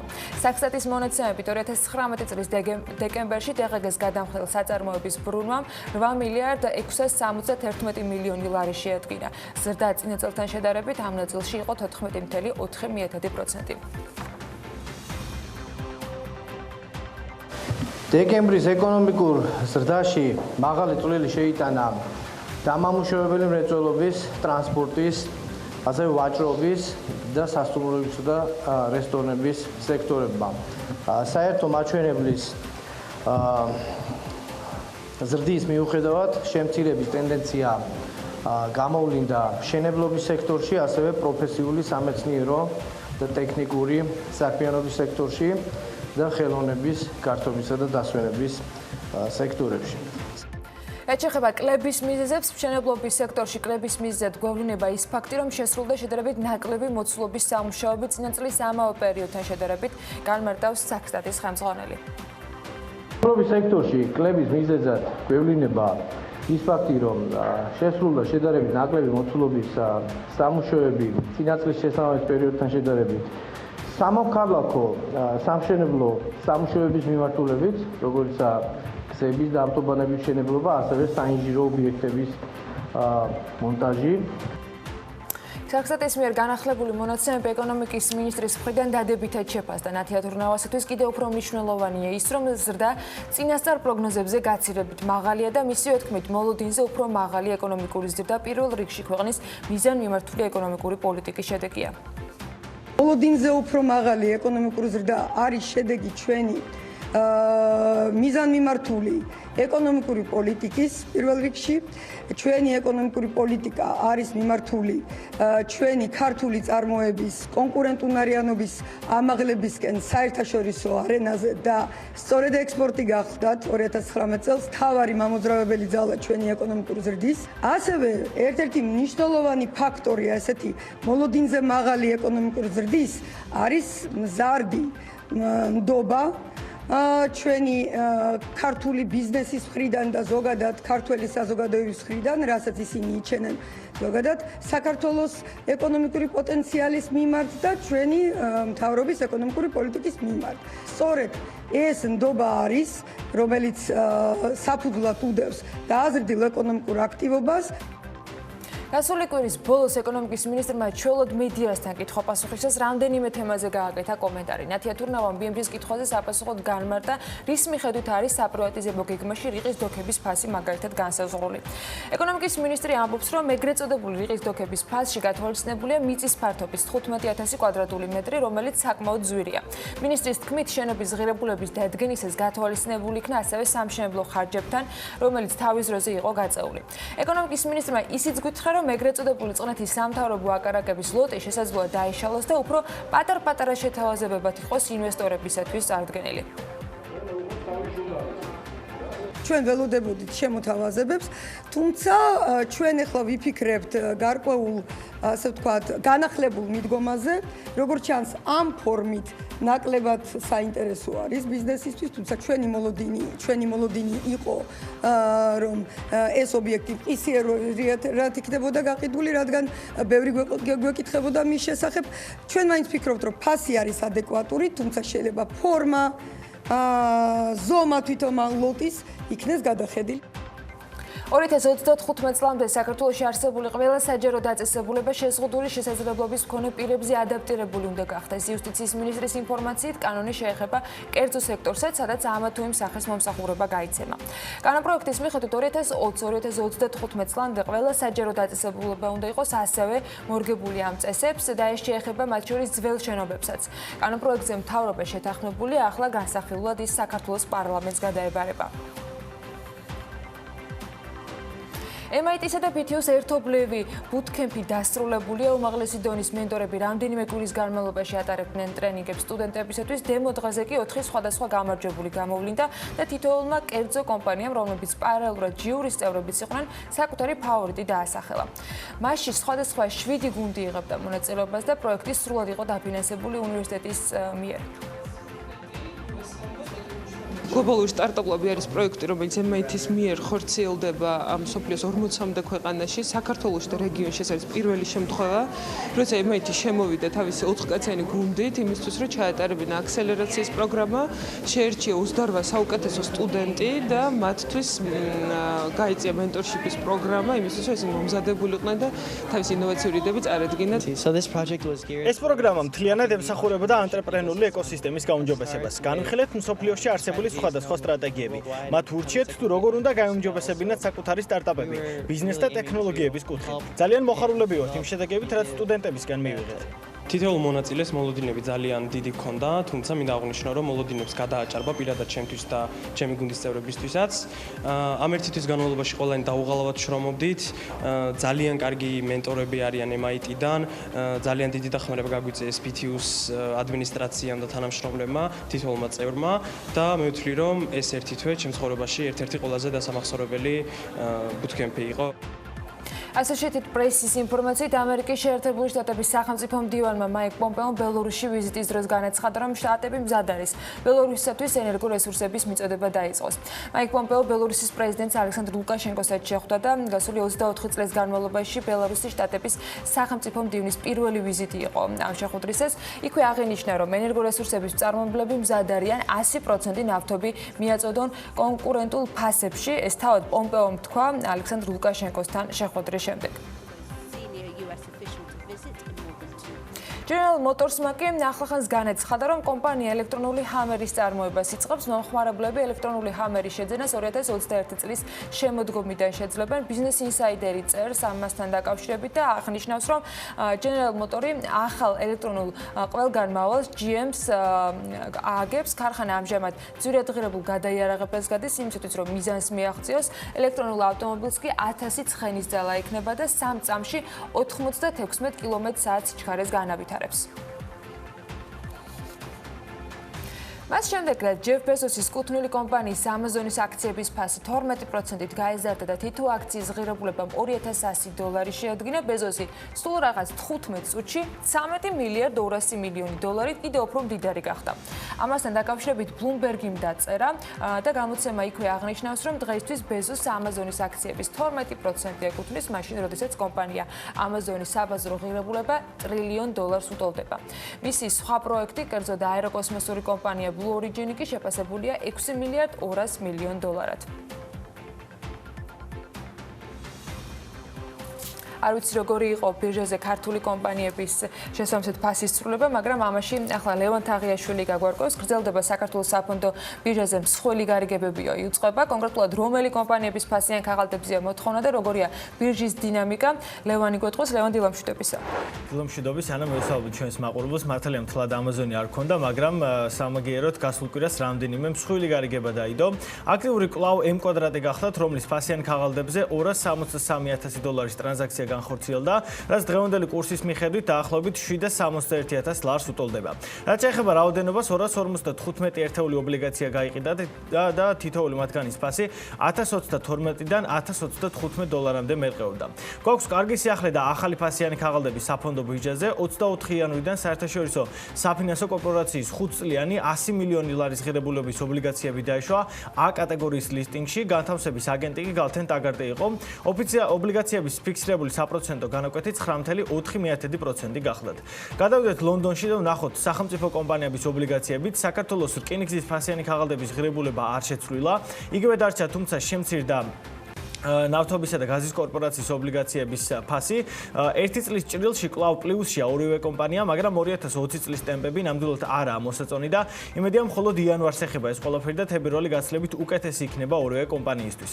რაც შეეხება ბირჟაზე დალისტულ ქართულ კომპანიებს, ტემპები აქაც არასახარბიელოა, რაც შეიძლება ზოგადად ფასიანი ქაღალდების ბაზრის ტენდენციებსაც დაუბრალოთ, თუმცა შიდა ფაქტორები ძალიან დიდ გავლენას ახდენს ფიუჩერსების ღირებულებაზე. ერთი კვირის განმავლობაში მხოლოდ საქართველოს ბანკის აქციების ფასმა მოიმატა, დანარჩენების კი გაუფასურდა, როგორც ამას ეკრანზე ხედავთ. გაყიდული აქციების რაოდენობას რაც შეეხება, BGO-ს 236,000-ზე მეტი აქცია გაიყიდა 3.5 მილიონ ფუნტ სტერლინგად, CGO-ს 155,000 ფასიანი ქაღალდი გაიყიდა 1.2 მილიონად. საქართველოს ჯანდაცვის ჯგუფის 361,000 აქცია 452,000 ფუნტად, TBC ბანკს რაც შეეხება 86,000 ფასიანი ქაღალდი გაიყიდა 1 მილიონ ფუნტად. ერთი წლის ჭრილში სამწუხაროდ ყველა მათგანს საქართველოს ბანკის გარდა საკმაოდ დიდი ვარდნა აქვს. ყველაზე მძიმე სიტუაცია საქართველოს ჯანდაცვის ჯგუფს აქვს, რომლის აქციების ფასი თითქმის განახევრებულია და 47.2%-ითაა შემცირებული. მეოთხედითაა ჯორჯია კაპიტალის ფასი დაკლებულიც 15%-ით კი TBC ბანკის. ყველაზე შეერადგრებული ქართული კომპანია ლონდონის საფონდო ბირჟაზე საქართველოს ბანკია კვლავ 745 მილიონი ფუნტით, TBC ბანკი 672 მილიონი ღირს, ჯორჯია კაპიტალი 323 მილიონი, საქართველოს ჯანდაცვის ჯგუფი კი 161 მილიონი ფუნტ სტერლინგი. Დაბრუნდეთ საქართველოში, სადაც ბირჟის ინდექსი მცირედით გაზრდილია და GSX-ი თითქმის 92 პუნქტისგან შედგება. ნოემბრის შემდეგ ფაქტობრივად სერიოზული ცვლილება ამ კუთხით არ მომხდარა. გვაქვს ახალი ინფორმაცია საბაზრო კაპიტალიზაციაზეც. სამწუხაროდ 27 მილიონი ლარითაა შემცირებული ეს რიცხვი და ბოლო მონაცემებით საქართველოს საფონდო ბირჟის საბაზრო კაპიტალიზაცია 1 მილიარდ 935 მილიონი ლარია. მადლობა ლევანს, ჩვენ კი უკვე უნდა გავამზადოთ შემდეგი სტუმრის მისაღებად. ლევანსაც არ ვიმშვიდობებით, ცოტა ხანში შემოგვერდება. სავაჭრო სამრეწველო პალატის გენერალური დირექტორის მოადგილის მაგდა ბოლოთაშვილის განცხადებით კი დასაქმების ხელმისაწვდომობის გარეშე წარმოუდგენელია როგორც სერვისის მიწოდება, ასევე პროდუქციის წარმოება. რა ვითარება დღეს საქართველოში და რას თავაზობთ ინვესტორებს, ადგილობრივს და უცხოურს. მაგდა ბოლოთაშვილი იქნება ჩვენი შემდეგი სტუმარი, რეკლამის შემდეგ დაგიბრუნებით.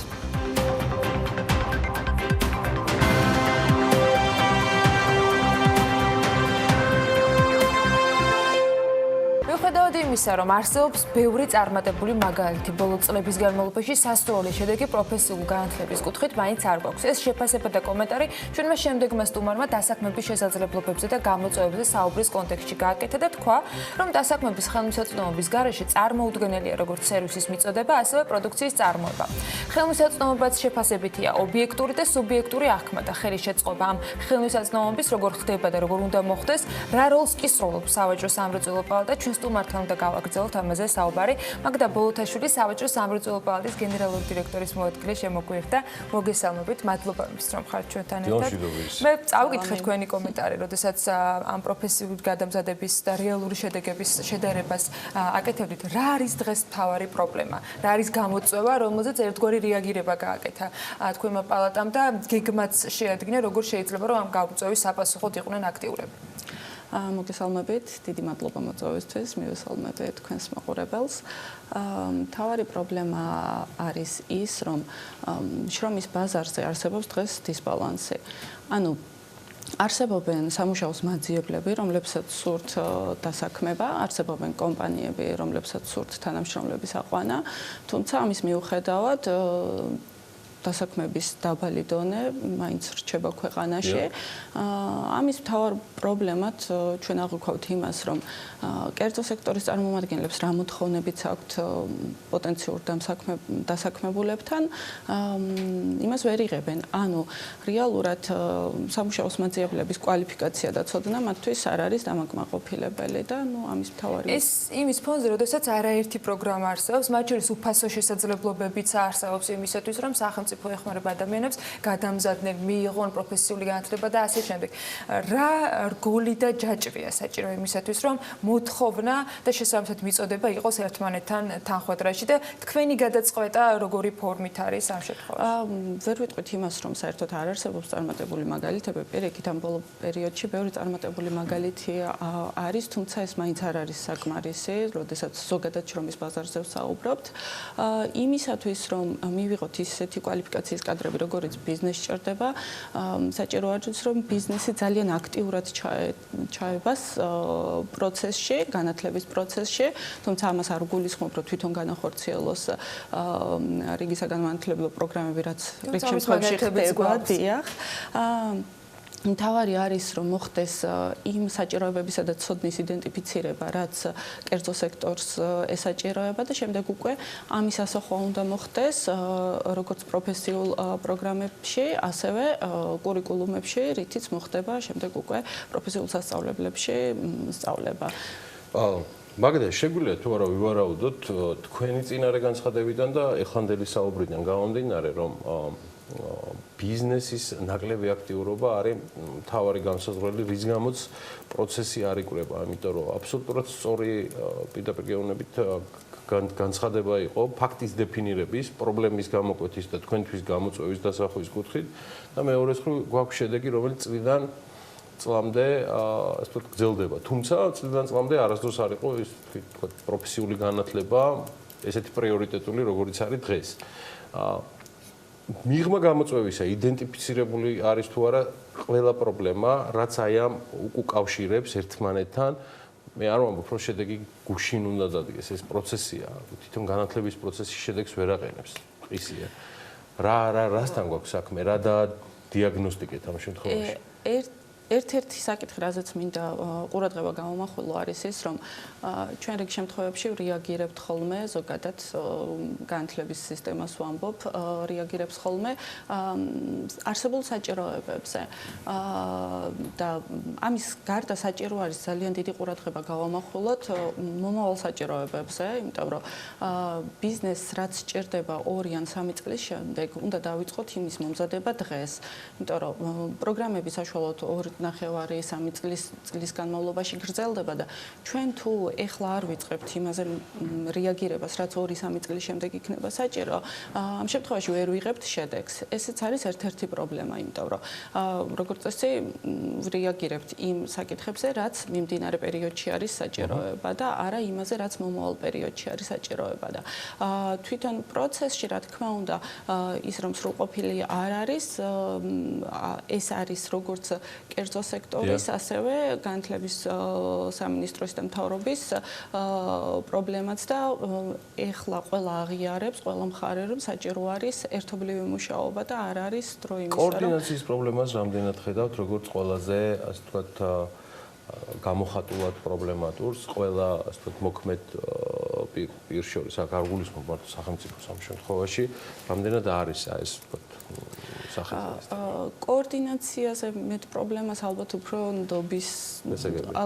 ნდობის საკითხი არის, იმიტომ რომ ხშირ შემთხვევაში არა მხოლოდ კერძო კომპანიებისგან არის ეს უნდობლობა გამოწვეული და შესაბამისად ნაკლები სურვილი რომ ჩაერთონ, არამედ ჩვენ თუ შევხედავთ პრინციპში სახელმწიფო სექტორიც ნაკლებად ასე ვთქვათ, ბარიერებს ქმნის იმისთვის, რომ პროფესიული განათლება მიღებული კადრი მიიღონ სამსახურში. ჩვენ თუ გადავხედავთ საჯარო სამსახურში დასაქმებულ კადრებს, უმრავლესობა უმაღლეს განათლება მიღებული არის და შესაბამისად, ანუ ეს ბარიერები რაც იქმნება, ვთქვათ, ქვეყანაში დასაქმების კუთხით, შემდეგ უკვე რეპუტაციასაც ქმნის ამ მიმართულებით და ეს უფრო არის პრობლემა, ვიდრე ის, რომ რომელიმე მხარეს არ უნდა განათლების პროცესში ჩართვა. რა გადაწყვეტა სავაჭრო სამრეწველო პალატამ, რა ფორმით იქნება თანამონაწილე ამ პრობლემის გადაჭრაში, როგორი იქნება თქვენი თანამშრომლობა განათლების სამინისტროსთან და ჯანდაცვის სამინისტროსთან მეორეს მხრივ, რომლებიც ერთგვარად არიან სწორედ საკონტაქტო უწყებები იმისათვის, რომ ეს ჯაჭვი იყოს შექმნილი. ჩვენ იქიდან გამომდინარე, რომ ყველაზე დიდ პრობლემას ვხედავთ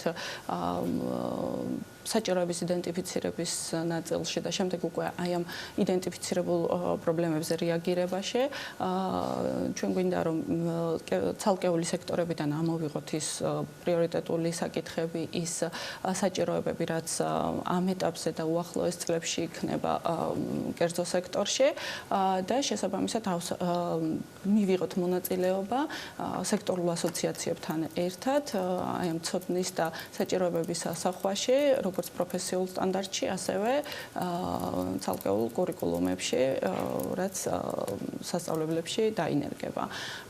ძალიან დაასრულეთ. მე ჩემთვის ყოველთვის რჩება და არ ვიცი ნაბიჯელი გაქვთ თუ არა, დარწმუნებული ვარ გაქვთ ნაფიქრი ამაზეც პალატაში და სხვა მოთამაშეებთან პოლიტიკის განსაზღვრელების ამ თემაზე რეპუტაციულად თქვენ დობა ახსენეთ და გამოხსენდა მთავარი თემა პროფესიული განათლების მიმართ რამდენად ყველას გვაქვს ჩვენი ჩათვლით ნაზრონის აი იმისოთ რომ ამ თემის მიმართ შემოbrunება მომხდარიყო. შემოbrunება არა მარტო ბიზნესის, როგორც ამ შემთხვევაში ჩართულის გულისხმობ თავარ ბენეფიციარებს, ვინც უნდა დასაქმდნენ ჯერ ისწავლონ. ეს იყო დისკრედიტირებული ერთგვარად მიმართულება თავის დროზე, ამაზე ძალიან ბევრჯერ მაქვს ნასაუბრები სხვადასხვა სემინარებზე. გონია რომ აქაც მოვაკელით და დავაკელით ყველამ რაღაც მედიამაც მათ შორის მე არ გამოვიდა. ანუ რატომღაც დამკვიდრდა ისეთი სტერეოტიპი, რომ მეორად პროფესიებად აღიქმება პროფესიული განათლება, ანუ ყველას უნდა რომ მიიღოს უმაღლესი განათლება. თუმცა ეს მხოლოდ ქართული, ასე ვთქვათ, ფენომენი არ არის და ქართული პრობლემა არ არის და მხოლოდ ქართულ მშობლებს არ უნდათ, რომ ვთქვათ, მათი შვილი უმაღლესი განათლება მიღებული იყოს, სხვა ქვეყნებშიც არის მსგავსი მიდგომები. თუმცა საქართველოს შემთხვევაში მე მაინც შესაძლებლობებთან დავაკავშირებდი ამ შემთხვევას. ანუ ვერ ხედავენ იმ შესაძლებლობებს პროფესია განათლება მიღებულები და მათი ოჯახის წევრები შესაბამისად, ანუ ნაკლებ შესაძლებლობებს რომ ხედავენ დასაქმების, შესაძლოა ნაკლებად ინდომებენ ამ მიმართულებით წასვლაზე. ეხლა პირობითად ჩვენს საკუთარ თავზეც რომ იმსჯელოთ, ეხლა რომ იცოდეთ რომ თქვენი შვილი პირობითად ვამბობ, მიიღებს 2 წლის განმავლობაში პროფესიულ განათლებას, იქნება წარმატებული თავის სფეროში, მაღალი შემოსავალი ექნება. თქვენ არ ურჩევდით თქვენ შვილს, რომ ვთქვათ, მე პირადად დიახ, ურჩევდი, რომ პირველ რიგში პროფესიული განათლება აერჩია, ესწავლა რაიმე პროფესია და შემდეგ უკვე იმიდან გამომდინარე გააგრძელებინა. მე იმედება ერთი ადამიანი განათლების სამინისტროში UNDP-დან გადანაცვლებული ეხლა ხან ასევე გვეიმედება მინდა აქედან მოკითხვა თამარ ქიტიაშვილს შეუთვალო ვიცი ამ დღეებში აუცილებლად მექნება საშუალება რომ მივიღოთ აქ ანა და ძალიან საინტერესოდ გაგვიზიაროს გამოცდილება რომელიც საერთაშორისო ორგანიზაციებში მიიღო და რამდენიმე თვეა უკვე რაც ახმარს როგორც ამ შემთხვევაში თავის ცოდნას და გამოცდილებას განათლების მინისტრის მოადგილე ჩვენი ბოლო თემიდან გამომდინარე, კითხვიდან გამომდინარე, ვიცი რომ პალატა კიდევ ძალიან ბევრი საინტერესო მიმართულებებით მუშაობს. მაგრამ შეგვიძლია თუ არა იდენტიფიცირება კიდევ იმ გამოწვევებისა, რაც პალატისთვის 2020 წელს არის, როგორც ასე ვთქვათ, პრიორიტეტული, რაზეც ზრუნვას გააგრძელებთ. და ანუ თქვენ არ გულისხმობთ ეხლა პროფესიულ განათლებას. არა, რა თქმა უნდა. ეს უკვე იმდენად ამოვწურეთ, რომ ამაზე სულ რამდენიმე წუთში იქნება მაგდას ასე ვთქვათ ინტერვიუ, მაგრამ ეს ბოლოს სხვა კითხვა მაინტერესებს ამ შემთხვევაში. გასაგებია. პალატას ასე ვთქვათ დიდი გეგმები და მიზნები აქვს. და ეს ახასიათებს უბრალოდ აქტიურობა. დიახ, ახასიათებს. იქიდან გამომდინარე, რომ პალატის ერთ-ერთი მთავარი მიმართულება არის ვაჭრობის ხელშეწყობა და ინვესტიციების ხელშეწყობა. ვაპირებთ უფრო აქტიურები ვიყოთ ამ მიმართულებით და რამდენიმე ისეთი მიმართულება ავითვისოთ, რომელზეც ჯერ არ უმუშავია პალატას. დაგეგმილია უკვე რამდენიმე ვიზიტი საზღვრებს გარეთ. მაგალითად იგეგმება უახლოეს პერიოდში ემირატებში ღონისძიებები. გვინდა და გავაქტიუროთ ჩვენი ერთ-ერთი მიმართულება პროდუქტი, რაც გვაქვს მოძებნე პარტნიორი, ანუ ქართული კომპანიები, რომლებსაც სურთ ექსპორტზე თავიანთი პროდუქციის გატანა, გვინდა რომ მივეხმაროთ ამ პროცესში, ანუ პალატების, ასე ვთქვათ, ქსელის გამოყენებით, დიახ, იმიტომ რომ ასეთი ძალიან უნიკალური უწყება არის პალატა, აბსოლუტურად გამორჩეულია მსოფლიოს ყველა ქვეყანაში აქვს შესაბამისი, ანუ ყავს შესაბამისი პარტნიორი პალატა და ძალიან ადვილად, ფაქტობრივად 2-3 დღეში შეგვიძლია მივწეროთ შესაბამის ქვეყნის კომუნიკაცია აუწყოთ ამ პალატას, მოვითხოვოთ შესაბამისი პროფილის ბიზნესთან დაკავშირება, მივიღოთ მათგან უკვე უტყუარი ინფორმაცია, ასე ვთქვათ, საკონტაქტო მონაცემებს გულისხმობ და დავაკავშიროთ ჩვენი კომპანიები შესაბამისი ქვეყნის კომპანიებთან შესაბამისად. ძალიან მაგარია. მადლობა. მაგდა, იმედია ხშირად გნახავთ. თქვენს და პალატის ხელმძღვანელებსაც, სხვასაც წარმატებები, გმადლობთ მობრძანებისთვის, საინტერესო საუბრისთვის. თემები, რომელიც მაგდა ბოლოთაშვილმა, სავაჭრო სამრეწველო პალატის გენერალური დირექტორის მოადგილემ წამოწია, დავანონსე კიდევაც. აუცილებლად გავაგრძელებთ ამ ყველაფერზე საუბარს, მათთან განათლების სამინისტროს თუ სხვადასხვა საერთაშორისო ორგანიზაციების წარმომადგენლებთან, რომელთათვისაც პროფესიული განათლება არის გამორჩეულად მნიშვნელოვანი, ისევე როგორც ჩვენთვის. ყოველთვის გულხურვალე პატრიოტები და მხარდაჭერები ვიქნებით ამ მიმართულებისა. მადლობა, მაგდა ბოლოთაშვილი, სავაჭრო სამრეწველო პალატის გენერალური დირექტორის მოადგილე გსტონობდა საქმიანი დილის ეთერში. რუბრიკის წარმდგენია GeForce. Euro 5-ის სტანდარტის საწვავის საქართველოში. ახლა კონკრეტულად ერთი მიმართულების ბიზნესზე ვისაუბრებთ. გასულ კვირას გითხარით, რომ საქართველოში ბენზინი გაიაფთა. საინტერესო იქნება გადავხედოთ ამ კვირის შედეგებსაც. ტრადიციულად ლევანი გვიბრუნდება ეთერში და ის შემოგთავაზებს მიმოხილვას, რომელიც ნავთობის საერთაშორისო და საწვავის ადგილობრივ ბაზრებს მოიცავს. ლევან, კიდევ ერთხელ მოგესალმებით. დილომშვიდობის კიდევ ერთხელ 21 იანვრიდან მოყოლებული ნავთობის ბირჟაზე კლება არ შეჩერებულა, რაც ცალსახად მომხმარებლების ისკულზე ასხამს წყალს. 27 იანვრიდან დღემდე $1.50-აა დაკლებული ფასი ნიუ-იორკის ბირჟაზე. ერთი ბარელი ნავთობის ღირებულება Bloomberg-ის მიხედვით $41.56. მცირედით მეტი იყო კლება ლონდონში, სადაც უკეთესი ხარისხის ნავთობი ივაჭრება და შესაბამისად ღირებულებაც უფრო მეტია. აქ ფიუჩერსის ფასი დაახლოებით $2.70-ით ჩამოვიდა ქვევით. ბოლო ღირებულება კი $46.62. როგორც ავტორიტეტული ვებგვერდი oilprice.com წერს, ერთი წელი ამ მსგავსი კლება ნავთობის ფასს თვის ჭრილში არ ქონია. ამის მთავარი მიზეზი ისევ და ისევ კორონავირუსია, რადგან ჩინეთი ნავთობის ერთ-ერთი ყველაზე მსხვილი მომხმარებელია და აქ და ამერიკაში მომხდარი რიყევები ყველაზე დიდ გავლენას ახდენს ბაზარზე. გარდა ამისა, ამერიკაში ეკონომიკური ზრდა მოსალოდნელზე მეტადაა შემცირებული მეოთხე კვარტალში 2.1%-მდე და შესაბამისად ფასმაც დაიწია. გარდა ამისა, უმსხვილესი ნავთობკომპანია Shell-ის შემოსავლები თითქმის განახევრებულია. ბევრი რომ არ გააგზავნო ნავთობის ბაზარს, გარკვეული პრობლემები აქვს, სამაგეროთ მომხმარებლები ვხეირობთ და იმედია ჩვენს ჯიბეზე ეს ყველაფერი დადებითად აისახება. წინა მიმოხილვაში გითხარით, რომ მცირედით გაიაფთა ბენზინი საქართველოში, თუმცა გასული 7 დღე ამ კუთხით არ ყოფილა გამორჩეული, იგივე დონეზეა ფასები ყველა ნავთობკომპანიაში. ყველაზე ძვირად პრემიუმის ტიპის ბენზინი ვისოლს აქვს, რომელიც $2.65 ღირს, ყველაზე იაფად კი ლუკოილშია $2.55. რაც ეხება რეგულარის ტიპის საწვავს, ვისოლსა და გალფშია ყველაზე ძვირი. მისი ღირებულება $2.55-ია, ყველაზე დაბალფასიან სეგმენტში კი ლუკოილი დიდი ხანია ართმობს საკუთარ პოზიციას. შეგახსენებთ, რომ ყველა კომპანიას აქვს ლოიალური მომხმარებლის ბარათი, რომლის გამოყენების შემთხვევაში შეძლებთ 7-დან 10 თეთრამდე ფასდაკლებით ისარგებლოთ. რუბრიკის წარმდგენია GeForce. Euro 5-ის სტანდარტის საწვავის საქართველოში. კორონავირუსმა გავლენა იქონია ნავთობის ბაზარზეც. მადლობა ლევან. მსოფლიოში გავლენიანი სარეიტინგო სააგენტოს Moody's-ის პროგნოზით კი კორონავირუსის გავლენა მსოფლიო ეკონომიკაზე 2008-2010 წლების კრიზისზე ძლიერი იქნება.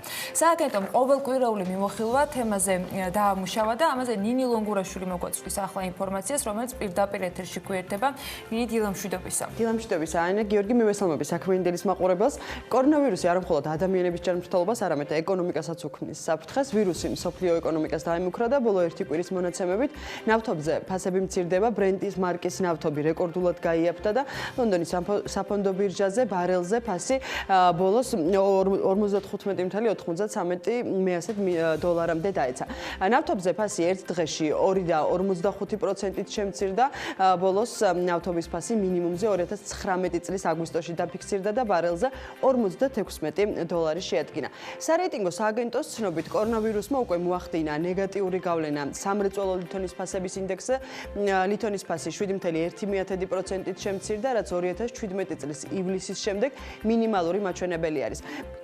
ეს მსოფლიო წარმოებაზე ჩინეთის დიდი გავლენით აიხსნება, მათ შორის სპილენძი დაეცა 10.4%-ით, ნიკელი 8.7%-ით, კალა 8.2%, თუთია 7.3%-ით, ტყვია გაიაფთა 4.6%-ით, ხოლო ალუმინი 3.5%-ით. სააგენტო წერს, რომ ბოლო წლების განმავლობაში ეს არის ყველაზე დაბალი ინდექსი. სააგენტოს ანალიტიკოსები ასევე აღნიშნავენ, რომ მიმდინარე მოვლენებმა დაჩრდილა თუნდაც ბოლო წლებში შეერთებულ შტატებსა და ჩინეთს შორის სავაჭრო დაპირისპირების ყველაზე მწვავე მომენტები, ასე გაგრძელების შედეგად კი ისინი წარმოებული საქონლის ფასების და სამრეწველო ლითონების ინდექსის კიდევ უფრო დაბლა ვარდნას პროგნოზირებენ. Moody's წერს, რომ ეს გავლენას მოახდენს ისედაც დამუხრუჭებულ გლობალურ ეკონომიკაზე, რომლის შენელება დაფიქსირდა ვირუსამდეც. თუ 2018 წელს ეს იყო 3.6%, 2019 წელს უკვე 2. 9% შეადგინა. ეკონომისტები კორონავირუსთან დაკავშირებულ სიტუაციას შავ გედს უწოდებენ, რთულად პროგნოზირებად და იშვიათ მოვლენას, რომელსაც ძლიერი გავლენა ექნება გლობალურ მთლიან შიდა პროდუქტზე. კორონავირუსმა ასევე ნეგატიური გავლენა მოახდინა ამერიკის შეერთებული შტატების ობლიგაციების ბაზარზე, ასევე წერს ამას მუდისი. ჩინეთის ხელისუფლება აპირებს გამოიყენოს ინსტრუმენტები, რომლებსაც ეკონომიკური კრიზისების დროს იყენებენ, კერძოდ იგეგმება საბიუჯეტო ხარჯების ზრდა. ამის გამო დაზარალდება არა მხოლოდ ჩინეთის ეკონომიკა, არამედ მასთან დაკავშირებული სავაჭრო ხაზები სხვა ქვეყნებთან. დანაკარგს ელოდებიან ასევე სატრანსპორტო და ტურისტული კომპანიები, ამასთან არა მხოლოდ ჩინურები და მსოფლიოს მასშტაბით უკვე შეზღუდულიც არის გადაადგილება. თუმცა ყველაზე დიდ საშიშროებას მოხმარების შემცირება წარმოადგენს. უახლესი ინფორმაციით, თავიანთი წარმომადგენლობითი ოფისები და მაღაზიები უკვე დახურეს ისეთმა მსხვილმა კომპანიებმა, როგორებიც არის IKEA, Alphabet, KFC, McDonald's, Starbucks და H&M. ასევე Apple-მა ჩინეთში არსებულ მაღაზიებში მუშაობის საათების შეზღუდა, ნაწილი კი დროებით დახურა. მადლობა ნინი, ამ თემატიკაში ჩვენ გამოვეხმაურებით. მარიამ ადამიანებიძე და ასევე ლახშერი ბრენდებთან დაკავშირებული მიმოხილვა კორონავირუსის შედეგებიდან გამომდინარე, ოღონდ ცოტა მოგვიანებით უნდა დაელოდოთ მას უკვე ბექაბაციკაძესთან ერთად. ჩვენ კი შემდეგი ბლოკისთვის ვემზადებით. 2019 წელს ელექტროენერგიის მოხმარება 1.4% არის გაზრდილი. ელექტროენერგიის სავაჭრო დეფიციტმა 2019 წელს $70.9 მილიონი შეადგინა. ამ პირობებში ენერგომოხმარება დაკმაყოფილდა გაზრდილი იმპორტით და თბოგენერაციით, მაშინ როცა შემცირდა ექსპორტი. ელექტროენერგიის ბაზრის მიმოხილვით გალტენ ტაგარტის ანალიტიკოსი მარიამ ჩახვაშვილი შემოგვიერთდება საქმიანი დილის სტუდიაში რეკლამის შემდეგ.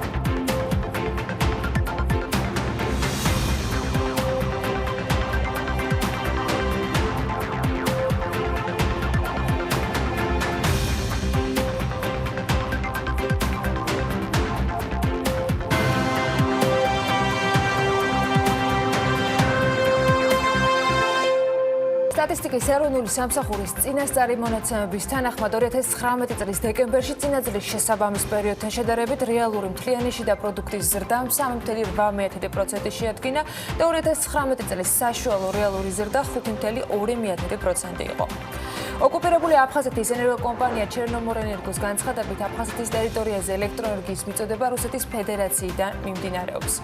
შესაძლოა წყნეთის სამთავრობო აგარაკები აუქციონზე მცირე ლოტებად გამოიტანონ, ამასთან დაკავშირებით განმარტება ნათია თურნავამ ეკონომიკის მინისტრმა გააკეთა. სამინისტროს ტრანსპორტისა და ლოჯისტიკის განვითარების პოლიტიკის დეპარტამენტის უფროსის მოადგილე ერეკლე კეჟერაშვილის ინფორმაციით კი მძღოლთა პროფესიული კომპეტენტურობის ასამაღლებელი რეგიონალური მნიშვნელობის ტრენინგ ცენტრის მშენებლობა მოწყობა გახსნა 2020 წლის ბოლომდე მოხდება. შენგენის ზონის სავიზო მოსაკრებელი 60-დან 80 ევრომდე გაიზარდა. ეს ცვლილება ეხება იმ ქვეყნის მოქალაქეებს, რომლებსაც ევროკავშირთან სავიზო რეჟიმი აქვთ.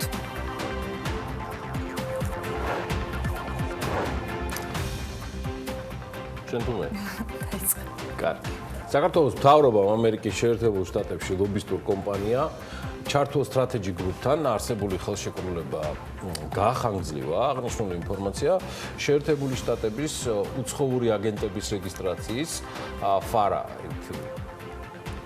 აგენტო ვებგვერდზეა გამოქვეყნებული და კომპანიის მიერ უცხოური აგენტების რეგისტრაციის ვებგვერდზე მითითებული ინფორმაციის მიხედვით მთავრობა ქირაობს მას, რათა მიიღოს დახმარება შეერთებული შტატების საქართველოს ორმხრივი პოლიტიკური და ეკონომიკური ურთიერთობების დაახლოებისთვის.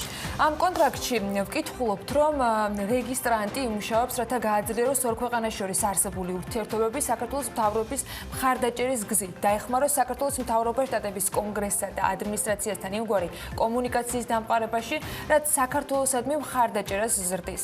რეგისტრანტი ამასთანავე იმუშავებს, რათა მხარი დაუჭიროს საქართველოში უფრო მეტი FDI-ის მოზიდვას, ანუ პირდაპირ უცხოური ინვესტიციების მოზიდვას ამერიკის შეერთებული შტატებიდან. რეგისტრანტი ამერიკულ და გლობალურ მედიანს ასევე მიაწვდის ინფორმაციას საქართველოსა და შტატებს შორის ორმხრივი ურთიერთობების შესახებ. ეს ამ ხელშეკრულებით არის გათვალისწინებული. კი ბატონო, ხელშეკრულება 2020 წლისთვის 27 იანვარს არის გაფორმებული და ისე 2019 წელს გაფორმებული ხელშეკრულების ვადის განხილვებას წარმოადგენს. თავდაპირველი ხელშეკრულებით ჩართულ სტრატეჯიკ გრუპის სერვისის ყოველთვიური საფასური $65,000 გახდათ. ამასთანავე სულ რამდენიმე დღის წინ გაავრცელა საგარეო საქმეთა სამინისტრომ ინფორმაცია, რომლის მიხედვითაც მინისტრი დავით ზალკალიანი 2020 წლის 4 და 7 თებერვალს ესტუმრება ვაშინგტონს, სადაც ის ამერიკის სახელმწიფო მდივნის მაიკ პომპეოს მიწვევით მიიღებს მონაწილეობას რელიგიის თავისუფლების კოალიციის წევრი ქვეყნების საგარეო საქმეთა მინისტრების შეხვედრაში. მთავრობის ადმინისტრაციის ინფორმაციით კი ესეც გასული კვირის ბოლოს დადასტურდა, გაზაფხულზე უკვე პრემიერი გიორგი გახარია ჩავა შეერთებულ შტატებში. თუმცა ის უნდა აღვნიშნოთ, რომ პომპეოს ვიზიტი რეგიონში ისე დასრულდა, რომ მას საქართველოში ჩამოსვლა არ ჰქონია გეგმაში, თუმცა ნამდვილად საინტერესო იქნება იმ წერილების ფონზე, რომელიც შეერთებული შტატებიდან მივიღეთ პრემიერის ვიზიტი ვაშინგტონში და რა თქმა უნდა საგარეო საქმეთა მინისტრის ვიზიტის შედეგებით. ჩვენ კი ბიზნეს სიახლეების ნაწილს უნდა დაუბრუნდეთ. ეკონომიკისა და მდგრადი განვითარების მინისტრმა ნათია თურნავამ შეფასე საქართველოს აეროპორტების გაერთიანების ახალი ხელმძღვანელი თამარ არჩევაძე წარადგინა პარასკევს. თურნავას განცხადებით არჩევაძეს ავიაციის სექტორში მუშაობის საკმაოდ დიდი გამოცდილება აქვს და მრავალი წერია, რაც ამ დარგის კურატორად მუშაობს. მისივე თქმით, პირველი რაც აეროპორტების გაერთიანების ახალ ხელმძღვანელთან ერთად გააკეთა, სწორედ თბილისის საერთაშორისო აეროპორტის დათვალიერება იყო, სადაც მანვე თავად სამინისტროს კამერასთან ისაუბრა. ეკონომიკის მინისტრი აღნიშნავს, რომ უფრო მნიშვნელოვანი და კომპლექსური დავალება, რომ დროულად დასრულდეს ქუთაისის საერთაშორისო აეროპორტის გაფართოება და ასეც მოხდება. ნათია თურნავამ ისიც თქვა, რომ მათ შორის ტავ-ჯორჯიას მხრიდან გათვალისწინებულია ის რეკომენდაციები და შენიშვნები, რაც მისივე მინისტრობისას სულ რამდენიმე თვის წინ იყო გაცემული. კომპლექსური დავალება არის, რომ დროულად დავასრულოთ ქუთაისის საერთაშორისო აეროპორტის გაფართოება და ეს ასეც მოხდება. შემოდგომაზე ჩვენ გვექნება ახალი ტერმინალი ქუთაისის საერთაშორისო აეროპორტში, რომელიც 4-ჯერ გაზრდის ჩვენი ქუთაისის საერთაშორისო აეროპორტის გამტარუნარიანობას. ასევე მრავალი სხვა დავალება არის. პირველ რიგში ვიყოთ უფრო მეტად გახსნილები ახალი ავიაკომპანიების მიმართ, ახალი რეისების მიმართ და გავაძლიეროთ ჩვენი ღიაცის პოლიტიკა და პრინციპები, რათა უფრო უკეთესად კომფორტულად ვემსახუროთ როგორც ჩვენი ქვეყნის სტუმრებს, ასევე ჩვენ საკუთარ მოქალაქეებს. მე ვუერთდები გამოცდილ პროფესიონალთა გუნდს, ვთვლი რომ შეუძლებს შევმატომათ ის გამოცდილება და უნარჩვევები, რაც დავაგროვე ბოლო 20 წლის განმავლობაში ავიაციის სექტორში მუშაობით. ჩვენი მთავარი ამოცანა იქნება ვიყოთ მგზავრზე ორიენტირებული, გავაუმჯობესოთ ჩვენი სერვისები და ვიყოთ რეგიონში საუკეთესო. აეროპორტების გაერთიანების ხელმძღვანელის ცვლილებაზე BMG მორიკურით ადრე დაწერა და ჩვენი ინფორმაციით საქართველოს აეროპორტების გაერთიანების უკვე ყოფილი ხელმძღვანელი გიორგი ჩოგოვაძე საქმიანობას ჯანდაცვის სამინისტროში გააგრძელებს. როგორც ჩვენთვის არის ცნობილი, ეკატერინე ტიკარაძე გიორგი ჩოგოვაძეს იმ სახელმწიფო სამედიცინო ჰოლდინგის მართვას ჩააბარებს, რომელიც თბილისის რესპუბლიკური საავადმყოფოს ონკოლოგიური ცენტრის და ბავშვთა ინფექციური და ბათუმის რესპუბლიკური საავადმყოფოს გაერთიანების ხელმძღვანელი იქნება. სამედიცინო ჰოლდინგი ჯერჯერობით ოფიციალურად შექმნილი არ არის, მაგრამ მინისტრად დანიშნვის შემდეგ ეკატერინე ტიკარაძემ ჰოლდინგის შექმნის თაობაზე განცხადება რამდენჯერმე გააკეთა.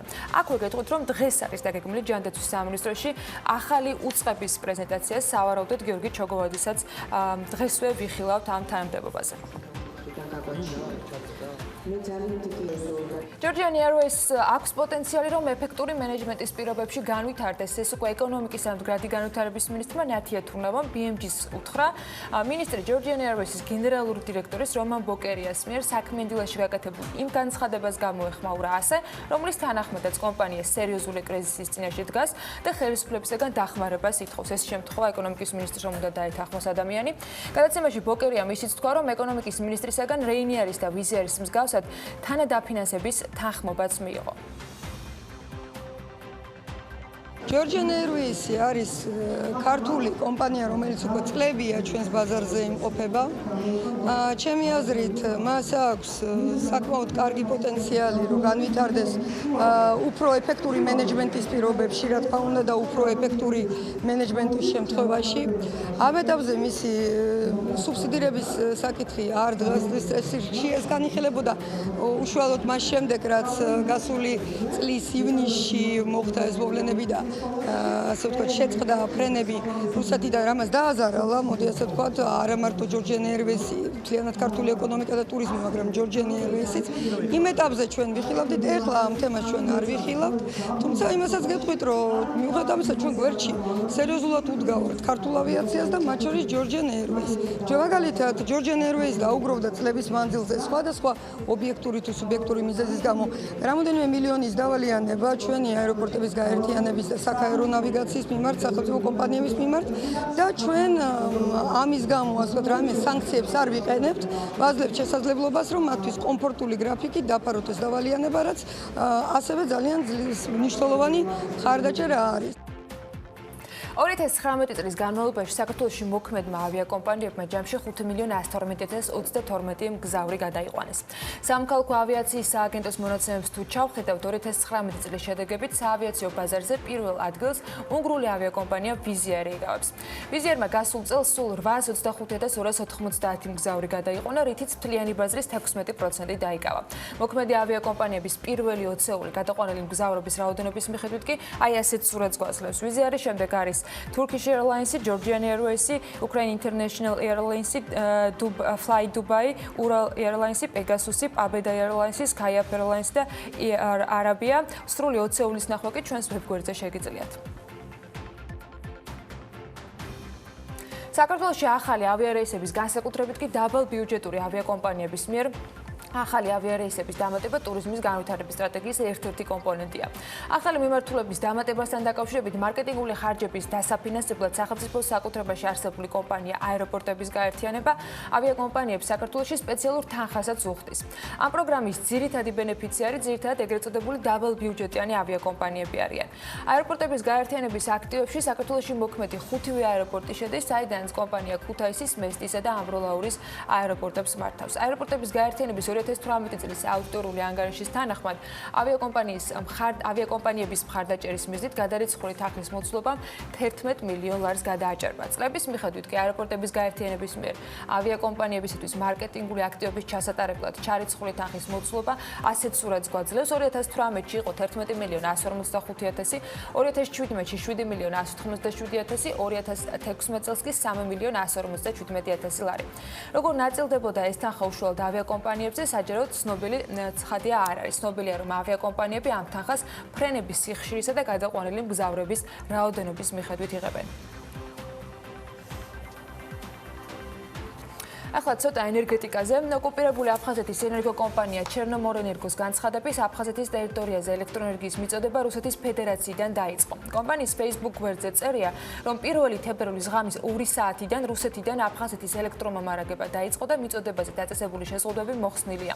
ენგურჰესმა გაავრცელა სპეციალური განცხადება ამავე დროს, რომლის მიხედვითაც წყალსაცავში წყლის დაბალი დონის გამო სადგური აფხაზეთის უწყვეტ ელექტრომომარაგებას ვეღარ ახერხებდა.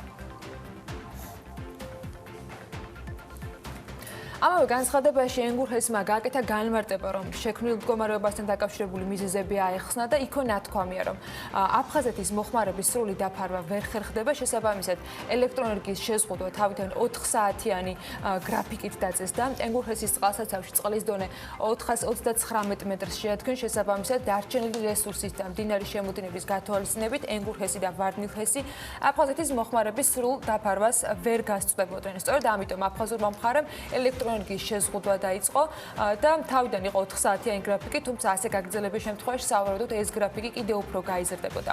ენგურჰესის წყალსაცავში წყლის მინიმალური დონე 420 მეტრია, როდესაც წყალი ამ ნიშნულს მიუახლოვდება.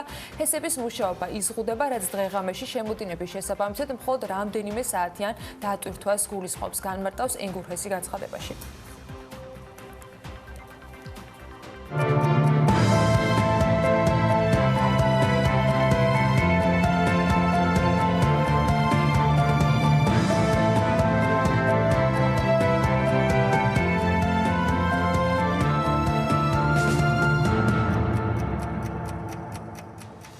ელექტროენერგიის სავაჭრო დეფიციტმა 2019 წელს 79 მილიონი დოლარი შეადგინა. 2019 წელს ელექტროენერგიის მოხმარება იყო 1.4%-ით გაზრდილი. ამასთან არასახარბიელო ჰიდროლოგიური პირობებიდან გამომდინარე 10.1%-ით შემცირდა ჰიდროგენერაციაც. იმ პირობებში, როცა ელექტროენერგიის მოხმარება დაკმაყოფილდა გაზრდილი იმპორტით, ასევე თბოგენერაციით, შემცირდა ცხადია ექსპორტიც. და საბოლოოდ 2019 წელს მივიღეთ ის, რომ იმპორტში გადახდილმა თანხამ 78 მილიონ დოლარს გადააჭარბა. 78 მილიონ 300,000 დოლარი არის დაზუსტებული მონაცემი და დაახლოებით 3.5%-ია, ხოლო ექსპორტიდან მიღებული შემოსავალი გაცილებით უფრო მოკრძალებულია და სულ რაღაც 7 მილიონ 800,000 დოლარია. შესაბამისად ელექტროენერგიის სავაჭრო დეფიციტი წლიურად გაგვეზარდა 24.2%-ით, ისტორიული მაქსიმუმია და 70.9 მილიონ დოლარს მიაღწია. ეს 2019 წლის განხილვის ერთ-ერთი ნაწილია გალტენდაგარდის ანგარიშიდან, რომელსაც არასდროს არ ვტოვებთ. თითქმის არც ერთ მიმოხილვას, განსაკუთრებით როცა საუბარია ენერგეტიკაზე და როცა ჩვენი სტუმარია მარიამ ჩახვაშვილი, რადგან საკმაოდ საინტერესო მიგნებების მიღმა საუბარია 2020 წლის მოლოდინებზე და პროგნოზებზე, რაც ალსახად იკითხება გალტენდაგარდის ანალიტიკი და დილომშვიდობის. მოგესალმებით მარიამ. ჩვენ წელს მოვასწარეთ შესავლის გაკეთება. შესავლის გაკეთება უფრო ეს იყო ერთგვარი შეჯამება 2019-ის, ყველაფერი მიმოვიხილეთ ამინდის გავლენიდან ელექტროენერგიაზე დასრულებული აფხაზეთის თემატიკით. ერთადერთი მგონი რაც არ გამოვიდა, იმიტომ რომ თქვენს წინასწარმობას წინ უძღოდა ლევან მებუნიას ჩართვა აფხაზეთიდან, იყო რომ 8 საათზე ავიდა რეალურად გრაფიკი დეფიციტიდან გამომდინარე და სწორედ ამიტომ ჩერნომორენერგომ დაიწყო პირდაპირ იმპორტი რუსეთის ფედერაციიდან. კარგი, მე მინდა უკვე გადავიდე მოლოდინებზე, მარიამ, რაც არ გაგვიკეთებია წინა შეხვედრისას. რას ვთავაზობთ საქმიან საზოგადოებას თქვენი მიგნებებიდან გამომდინარე, რაც 2020 წელს ელით ელექტროენერგეტიკაში. რატო ელექტროენერგეტიკაში, მთლიანად ენერგეტიკაში? მოგესალმებით, მართალია 2020 წლის შეჯამება 11 თვის სტატისტიკით ასე თუ ისე მოვახერხეთ და დეკემბერის დიდად არ შეუცვლია სურათი, ასე თუ ისე ვხედავთ რომ 2019-ში არ იყო დიდად გაზრდილი მოხმარება, 1.4%-იანი ზრდა არის, რასაც არავინ არ ელოდებოდა, თუმცა ჰიდროლოგიურმა კლებამ მაინც ძალიან დიდი გამოწვევის წინაშე დააყენა გადაწყვეტილების მიმღები პირები და მოგვიწია იმპორტის გაზრდა, თბოგენერაციის გაზრდა. 2020 წლის ბალანსს რაც ავუყურავთ, ეკონომიკის სამინისტროს პროგნოზის მიხედვით 5%-იანი ზრდა არის მოსალოდნელი. ჩვენც რაც მოხმარების, ჩვენც რაც გრძელვადიან პერიოდში ვუყურავთ, დაახლოებით 5.5%-იანი ზრდა უნდა იყოს მომავალი 5-10 წლის განმავლობაში. შესაბამისად, ალბათ 2020 წელს გვექნება მოხმარების 5%-იანი ზრდა, ალბათ ძირითადი მამოძრავებელი ძალა როგორც წინა წლებში იქნებიან წვრილი და საშუალო ბიზნესი. მიწოდების მხარეს რაც შეეხება, მოლოდინები არის, რომ ჰიდროგენერაცია შეავსებს 72%, ყოველ შემთხვევაში ბალანსი ამას იძახის.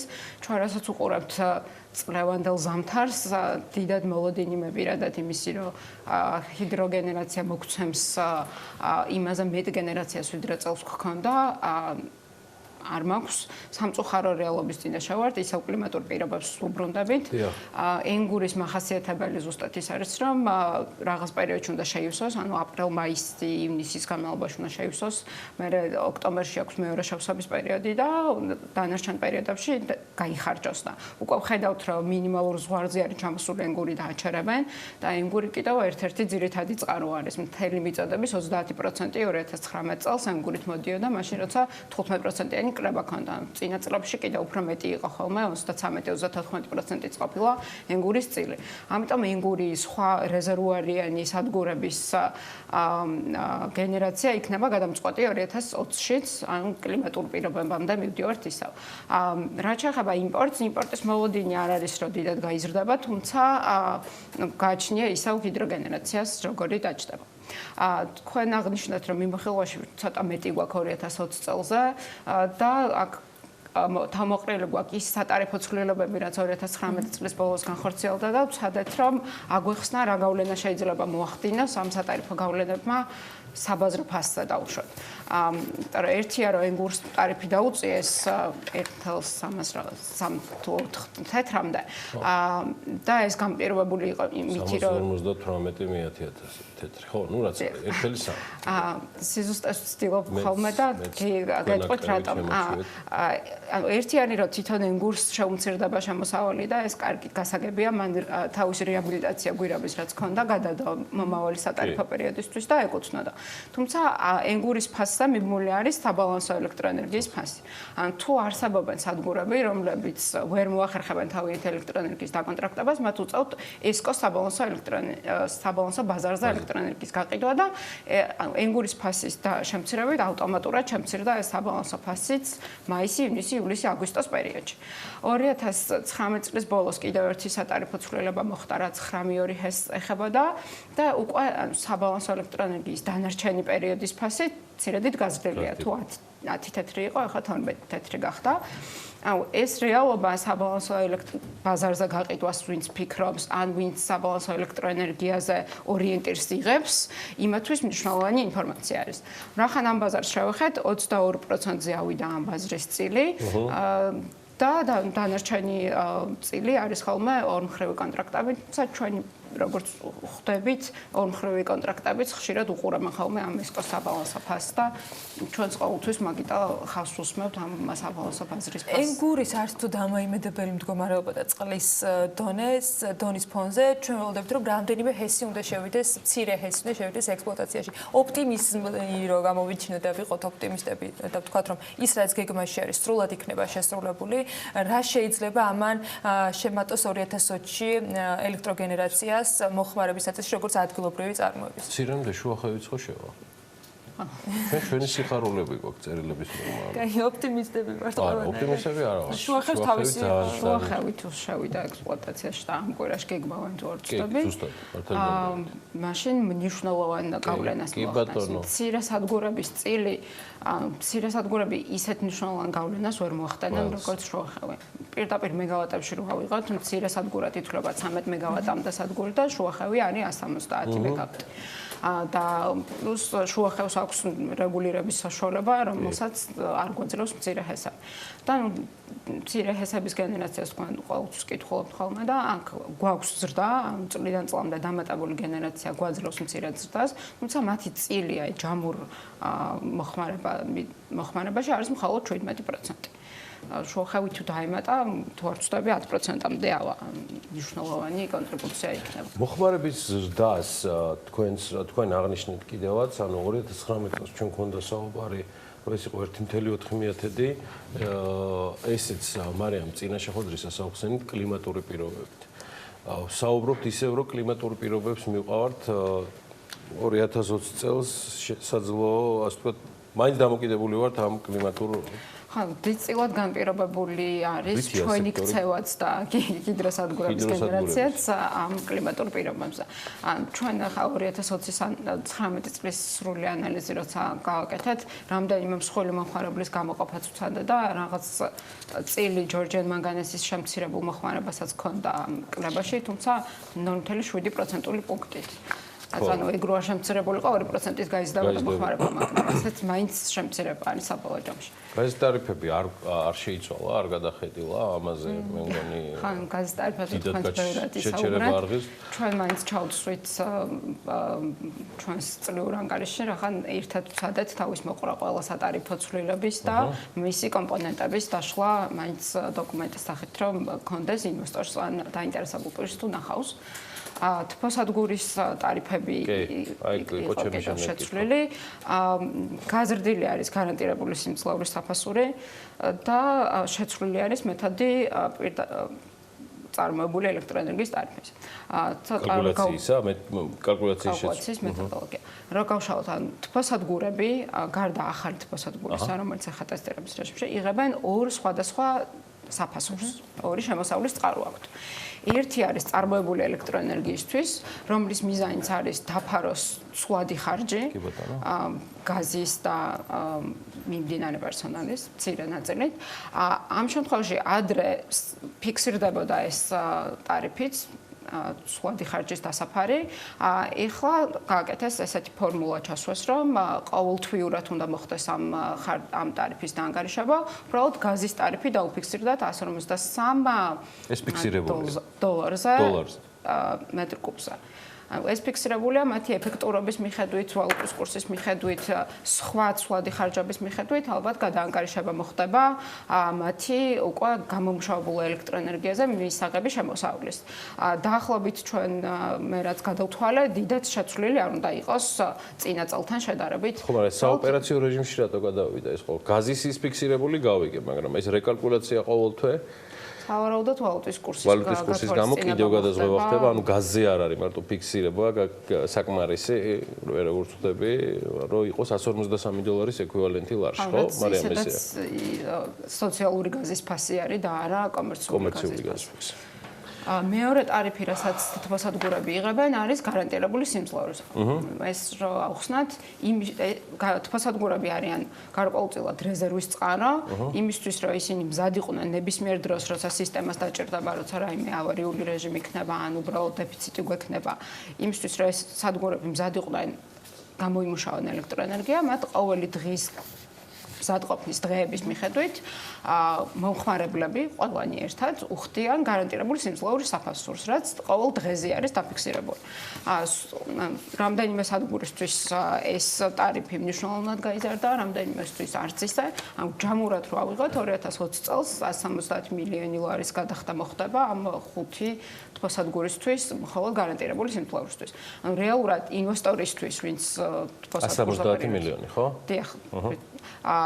ეს თანხა არის ინვესტიციის ამოსაღებად, როცა მომხმარებელი უყურებთ, ეს თანხა არის იმისთვის, რომ ეს სადგური იყოს მუდმივად მზადყოფნაში და საჭიროების შემთხვევაში მოგვეწოდონ.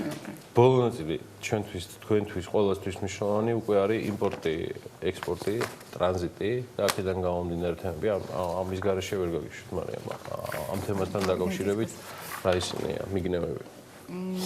იმპორტი გვეზრდება, როგორც ვთქვით 2020-შიც ბალანსის მიხედვით კი არ არის ზრდანა პროგნოზები, მაგრამ სავარაუდოდ იგივე ნიშნულზე მაინც დარჩება. იმპორტი გვქონდა აზერბაიჯანი რუსეთიდან 2019-ში, ამასაც არაერთხელ გვისაუბრია. 32% იყო რუსეთიდან იმპორტი და 78 მილიონიდან, რომელიც იმპორტში დაიხარჯა, დაახლოებით 22 მილიონი არის რუსეთში გადახდილი. რა შეეხება ექსპორტს, ექსპორტის კუთხით 2019 ძალიან ცუდი წელი იყო, მხოლოდ 2 თვე გვქონდა ექსპორტის, მაისი და ივნისში. 2020-ის ბალანსის მიხედვით 4-ვე თვე უნდა იყოს ექსპორტი, მაისი, ივნისი, ივლისი, აგვისტო და მოლოდინი არის, რომ ექსპორტი შედარებით გაიზრდება 2020 წელს და ისეთი დრამატული კლება, როგორც 19-ში გვქონდა, 60%-იანი კლება გვქონდა, აღარ გვექნება და 2018-საც რა შევადარეთ, ცოტა ზრდა იმედია იქნება. ექსპორტი მნიშვნელოვანია ყოველთვის ვიძახით, იმიტომ რომ ეს არის დამატებითი წყარო, ანუ სავაჭრო ბალანსი იმდენად არის უარყოფითად გაზრდილი 70 მილიონის ხარჯი, შეიძლება ეს რა შევხედოთ ჯამური ქვეყნის იმპორტის მხოლოდ 0.8%-ია, თუმცა რატო უნდა ვაკეთოთ იმპორტი, როცა პრეტენზია გვქონდა რამდენიმე წლის წინ, რომ იქნებოდა საექსპორტო პროდუქტი და ნამდვილად თუ ავითვისებთ მთელს პოტენციალს, გვაქვს საშუალება, რომ გავხდეთ საექსპორტო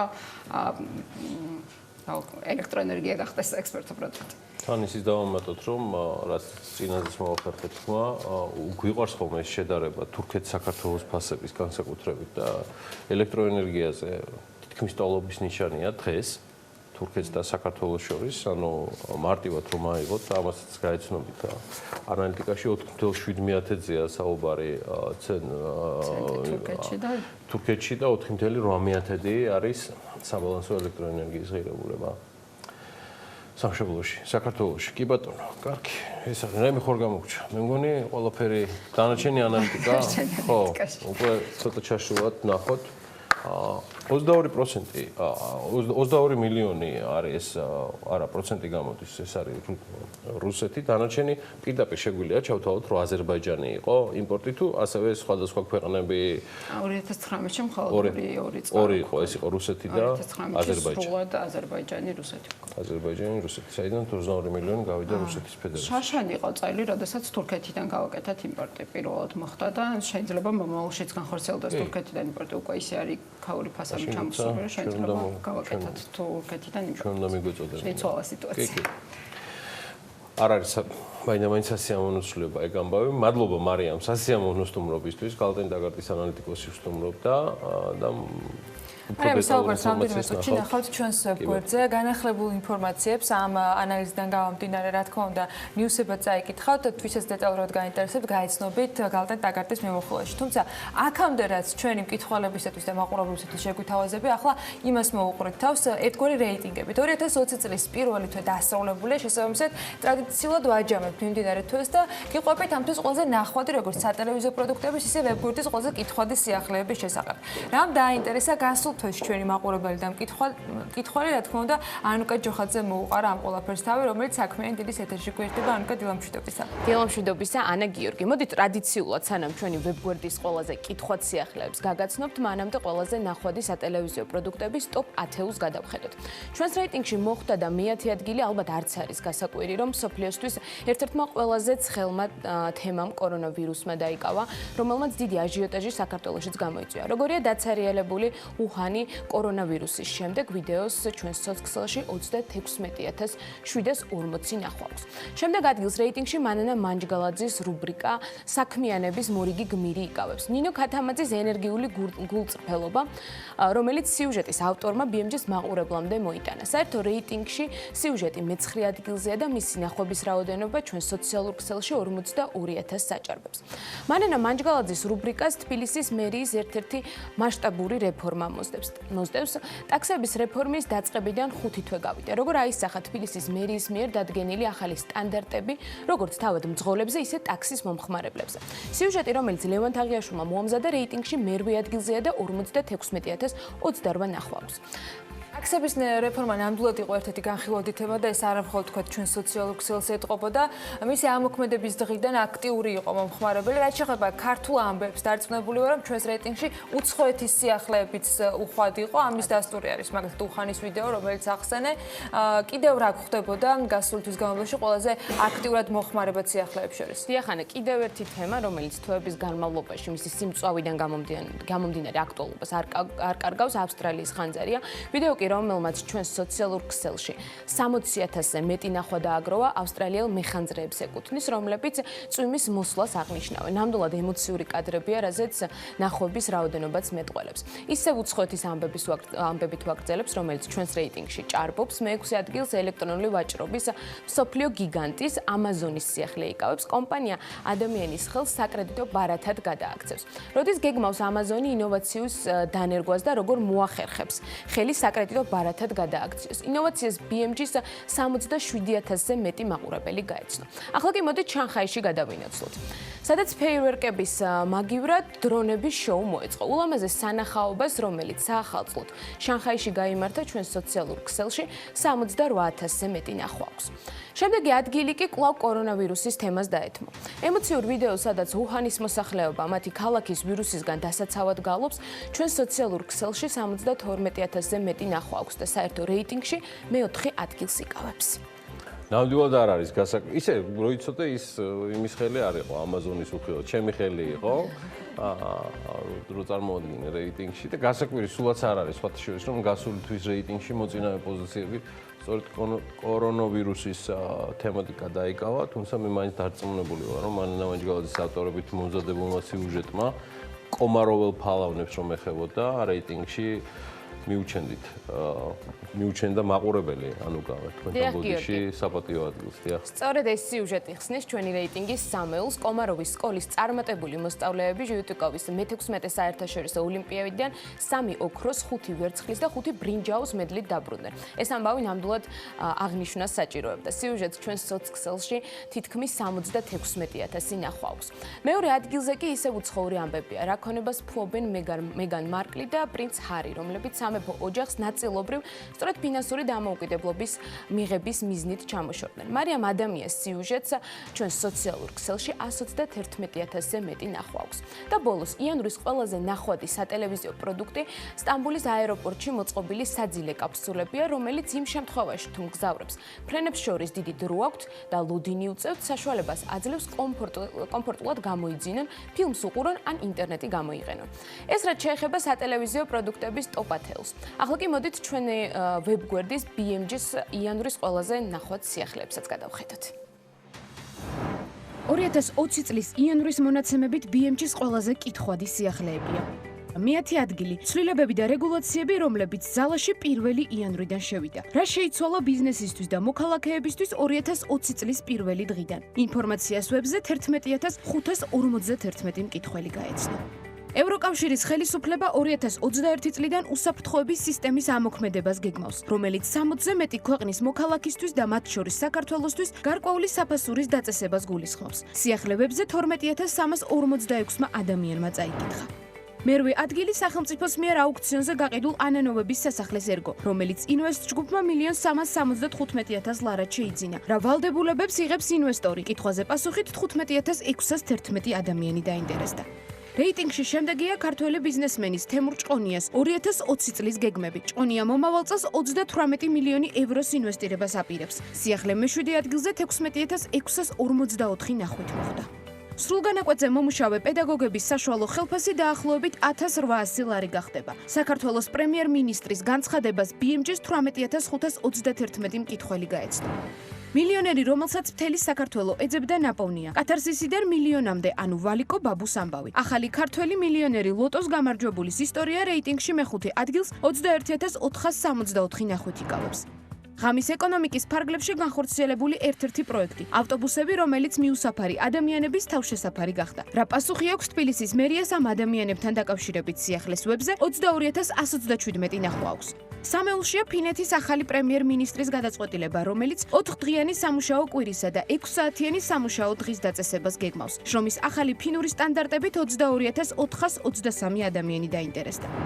რეიტინგში შემდეგი ადგილი 43,464 ნახვით საქართველოში ყველაზე გავრცელებული ავტომობილების რეიტინგმა დაიკავა. რომელ ავტომობილებს ირჩევენ ქართველები? სიახლე რეიტინგში მეორე ადგილზეა. 2020 წლის იანვრის ყველაზე კითხვადი სიახლე კი ჩინეთის ქალაქ უხანთან მდებარე საავადმყოფოს ეხება, რომლის რეკონსტრუქციაც ჩინელებმა 2 დღეში მოახერხეს. პირველ ადგილზე გასულმა სიახლემ 50,208 ნახვა დააგროვა. მიმდინარე წელს დედაქალაქის მთავრობა თბილისის მეტროს სადგურების რეაბილიტაციას აანონსებს. გეგმები უხვად გვაქვს მოსმენილი კახაკავალცისგან საგზაო ინფრასტრუქტურის განახლებასთან დაკავშირებით. მათ შორის ნაწილი შესრულებულია გზებზე, ზებრა გადასასვლელებსა და ხიდების კოორდინირებული შეცვლა ჩანაცვლება მიმდინარეობს. გეგმებზე, ხედვაზე და კონკრეტულ გამოწვევებზე ვისაუბრებთ თბილსერვის ჯგუფის ხელმძღვანელთან. რომეო მიქაუტაძე შემოგვიერთდება სტუდიაში რამდენიმე წუთში დაგველოდეთ.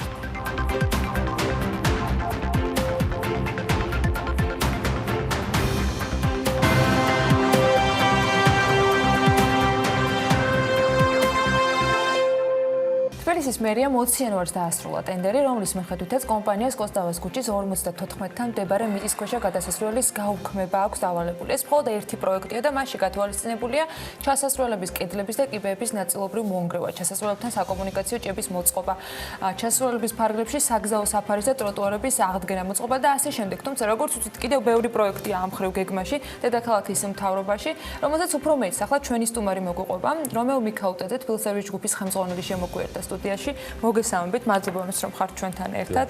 პირველად გმასწავლოთ საქმიანი დილის სტუდიაში. მინდა რომ პირველ რიგში მოვიცნო გეგმები, იმიტომ რომ ეს ერთი პროექტი, რომლის გარდა კიდევ ძალიან ბევრი აქვს თბილისის მერიას დაგეგმილი ამ მიმართულებით. რას აპირებთ 2020-ში? მოგესალმებით, მიესალმებით თქვენს მაყურებელს. ნამდვილად რაც შეეხება ტელევიზიასთან არსებულ მიწისქვეშა გადასასვლელს, ეს გადასასვლელი მისი სრული რეაბილიტაცია განხორციელდება მხოლოდ მთლიანად პეკინის გამზირის, უпростоრად კოსტავას გამზირის რეაბილიტაციის ფარგლებში, იმიტომ რომ ამ მიწისქვეშა გადასასვლელის თავზე არის ძალიან ბევრი კომუნიკაციები, რომელიც ლოკალურად ესე ვთქვათ შეკეთებას ვერ მოახერხებთ მისას და რეაბილიტაციის ფარგლებში სრული რეაბილიტაცია იქნება ჩატარებული ამ მიწისქვეშა გადასასვლელში. რაც შეეხება ზოგად მდგომარეობას დღესდღეობით, ანუ ჩვენ სამხარაულს მივმართეთ ექსპერტიზის ბიუროს, არავითარი პრობლემა მას არ გააჩნია, ვთქვათ, ექსპლუატაციის კუთხით დღესდღეობით და თამამად შეგვიძლია გამოვიყენოთ ეს მიწისქვეშა გადასასვლელი, მაგრამ არის ვთქვათ, როდესაც მილი არის დაზიანებული პირობითად წყლის, მაგ დროს ხდება უკვე ფილტრაციული პროცესები. გაუქმება აღარ არის გეგმაში ამ ეტაპისთვის ჯერჯერობით გადაწყვეტილად რომ მიწისქვეშა გადასასვლელი უნდა გაუქმდეს, არ არის შეიძლება ზებრა მონიშნა იყოს ვთქვათ მიწისქვეშა გადასასვლელის თავზე მონიშნული, ამ შემთხვევაში ალბათ ფუნქციურად ცოტა უფრო ნაკლები ფუნქციის მატარებელი იქნება, მაგრამ ესეც გადაწყვეტილის პროცესში არის. ზოგადად აი ბუდიშ გიორგი მიწისქვეშა გადასასვლელთან დაკავშირებით ძალიან ნეგატიური დამოკიდებულება არსებობს, მთელ მსოფლიოში უფრო მეტად ზებრა გადასასვლელებს იყენებენ და ბევრჯერ გვისაუბრია მათ შორის იმაზე, რომ ჩვენთანაც ზეთა დაბინძურების წყარო ხდება ხოლმე. აი ამ ხრივ რამდენად შესაძლებელი არის, ან რამდენად არის შორეულ გეგმაში, რომ იყოს ჩანაცვლები, იმიტომ რომ ჩვენ ნახეთ რამდენიმე ადგილას თბილისში, იგივე ეს რესპუბლიკის მოედანზე, როდესაც გაკეთდა ზებრა გადასასვლელი, მან ძალიან კარგად იმუშავა, მიუხედავად იმისა, რომ აქ არსებობს მიწისქვეშა გადასასვლელი, რომლის გასუფთავების მცდელობაც ბევრად ადრე იყო. აი ამ ტენდენციის გაგრძელებას რამდენად უნდა ველოდოთ უახლოესი პერიოდის განმავლობაში? კონკრეტულად ეს ალბათ უფრო იმ ადგილის ურბანულ განვითარებას და ვთქვათ ლოკაციაზე არის დამოკიდებული, იმიტომ რომ ჩვენ თუ ეხლა ავიღებთ მაგალითად იგივე 2019 წელს ჩვენს მიერ შესრულებულ სამუშაოებში ვთქვათ უნივერსიტეტთან რეაბილიტაციას მიწისქვეშას ასევე პიქსელის შენობის წინ ასევე კიდე იმ მიწისქვეშას რომელიც მდებარეობს ჭავჭავაძის გამზირზე ასევე თუ ვთქვათ მივყვებით იგივეავლაბრის მეტროსთან რეაბილიტირებულ მიწისქვეშა გადასასვლელს ხალხი საკმაოდ დატვირთულობით იყენებს მას და ეს უფრო ლოკაციიდან გამომდინარე არის ვიდრე ვთქვათ გვინდა თუ არ გვინდა, იმიტომ რომ არის მაგალითად ადგილები, სადაც იგივე კოლმეურნეობის მოედანზე ან თავისუფლების მოედანზე, სადაც ნუ პრაქტიკულად მის გარეშე წარმოუდგენელი არის. ეგეთი და მეორედ საერთო სატრანსპორტო პოლიტიკაში უნდა ჯდებოდეს, რა თქმა უნდა. ამას თავის დადებითი მომენტებიც აქვს. ეხლა მიწისქვეშ ჩასვლა ვიღაცას ეხამუშება. ამიტომ ვეკითხებ, რომ არის თუ ესეთი უბნები, სადაც მონიშნული გაქვთ, რომ აქ შეიძლება ჩანაცვლდეს, ან სულ გაუქმდეს, ან იყოს ალტერნატიული გზა. დღესდღეობით ჩვენს მფლობელობაში ესე ვთქვათ არის 54 მიწისქვეშა გადასასვლელი, აქედან 25-ს ჩვენ უწევთ ექსპლუატაციას და ამ 25-დან არც ერთზე არ გვაქვს ესე ვთქვათ მოკლევადიან პერსპექტივაში რომ გავაუქმოთ მიწისქვეშა გადასასვლელი. დანარჩენიერების ექსპლუატაცია. ანუ არიან მეიჯარები, რომლებიც თვითონულიან, დიახ. და პასუხისმგებლობაც აღებულია, მაგრამ თქვენი მონიტორინგის კი, რა თქმა უნდა, რაც ესე ვთქვათ განვახორციელეთ წინა წელს ეს იყო შიშმოპირებისთვის ადაპტირებული გაგვეხადა მიწისქვეშა გადასასვლელები, რომ მათ ესე ვთქვათ გავადვილდეთ სხვადასხვა სერვისებზე ხელმისაწვდომობა, 3 ლიფტი დავამონტაჟეთ ეგრეთ წოდებული რუსთაველის გამზირზე და ამ მიმართულებითაც ჩვენ გვინდა რომ 2020-შიც გარკვეული ესე ვთქვათ ნოვაციები შევთავაზოთ იმ კუთხით, რომ ის ლოკაციები, რომლებსაც ვფიქრობთ, რომ შეიძლება იყოს გამოყენებული შიშმოპირებისთვის ბევრად უფრო მარტივი იქნება და ხელმისაწვდომი, აი იმ ლოკაციებზეც უნდა ვიმუშავოთ. იძლევა ამის შესაძლებლობა. კი ბატონო. გეგმაში იყო ასევე შუქნიშნების დამატებასთან ერთად ეგრეთ წოდებული ზებრების დამატება სხვადასხვა ადგილებზე, ესეც სატრანსპორტო სქემაში ზოგ შემთხვევაში სადაც განახლდა ვთქვათ მოძრაობის მიმართულებები უკვე დაემატა, ზოგ შემთხვევაში გეგმიური ჯერჯერობით მიმდინარე პროექტი არის. სად უნდა ველოდოთ, რომელ სატრანსპორტო კვანძებში ვთქვათ მსგავს ჩანამატებს იმისათვის, რომ ეს საგზაო მოძრაობის ვთქვათ გადატვირთულობა ერთის მხრივ და მეორეს მხრივ ფეხით მოსიარულთათვის ხელშეწყობა რომ გადაადგილება მარტივად მოახერხონ სიახლეებს.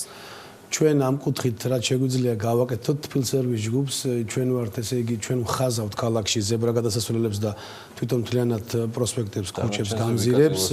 რაც შეეხება თვითონ სად უნდა განთავსდეს და როგორ ეს არის მთლიანი სატრანსპორტო პოლიტიკის ჭრილიდან დანახული და ჩვენ ამ შემთხვევაში შემსრულებლების როლში გამოვდივართ. კარგი, ეს ყველაფერი ემთხვევა ბოლო რამდენიმე თვეს, რაც თქვენ ამ პოზიციაზე გადმოინაცვლეთ. ვატყობ საქმიან მაყურებელს ჭირდება კიდევ ერთხელ ახსნა, მიუხედავად იმისა, რომ თბილსერვისი საკმაოდ მასშტაბური სამსახურია, ერთ-ერთი ყველაზე მსხვილი საჯარო დამსაქმებელი არის დედაქალაქში, იმ კომპეტენციის გავლა ბატონო მეო, რაც არის თქვენს განკარგულებაში, რომ არ მოხდეს აღრევა სხვა მუნიციპალურ სამსახურებს და სერვისებს შორის და იქვე რომ ჩააქცევოთ თქვენი პრიორიტეტები, რა გამოიკვეთა 2020 წელს თბილისის მთავრობის და მერის დავალებებიდან გამომდინარე, ესეც მაინტერესებს.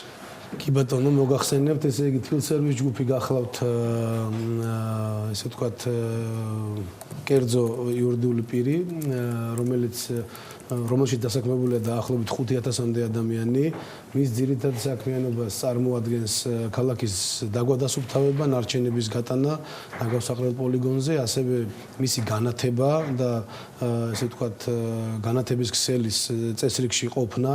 ასევე ერთ-ერთი მიმართულება გახლავთ ვისაუბროთ უკვე მიწისქვეშა გადასასვლელები, ასევე დახაზვა იმ საგზაო მონიშნების, რომელიც აუცილებელი არის, ასევე სანიაღვრე სისტემები ქალაქის თლიანად თბილისის განკარგულებაში გახლავთ და პრინციპში ეს არის ძირითადი მიმართულებები, რომელზეც არის დასაქმებული ეს ხალხი და მინდა ვისარგებლოთ ერთ და კიდევ ერთხელ მოუხადო მათ ძალიან დიდი მადლობა თავიანთი შრომისათვის. წელს 5000-მდე ადამიანს, ვინც ამ კომპანიაშია დასაქმებული, თქვენი ხელმძღვანელობის ქვეშ გასაგებია რომ ეს ყველაფერი საოპერაციო რეჟიმში იქნება სამართავი, უმძიმესი და ურთულესი მიმართულებები არის თუ არა აქედან რომელიმე გამოკვეთილი, როგორც რაღაც განსაკუთრებულად პრიორიტეტული, იგეგმება თუ არა რაიმე ტიპის საინვესტიციო მიმართულება, ინფრასტრუქტურული გაჯანსაღების მიმართულებით. პირველ რიგში ესე იგი აქ აუცილებლად უნდა აღვნიშნოთ ჩვენი მატერიალურ ტექნიკური ბაზის, ესე ვთქვათ, წესრიგში ყოფნა.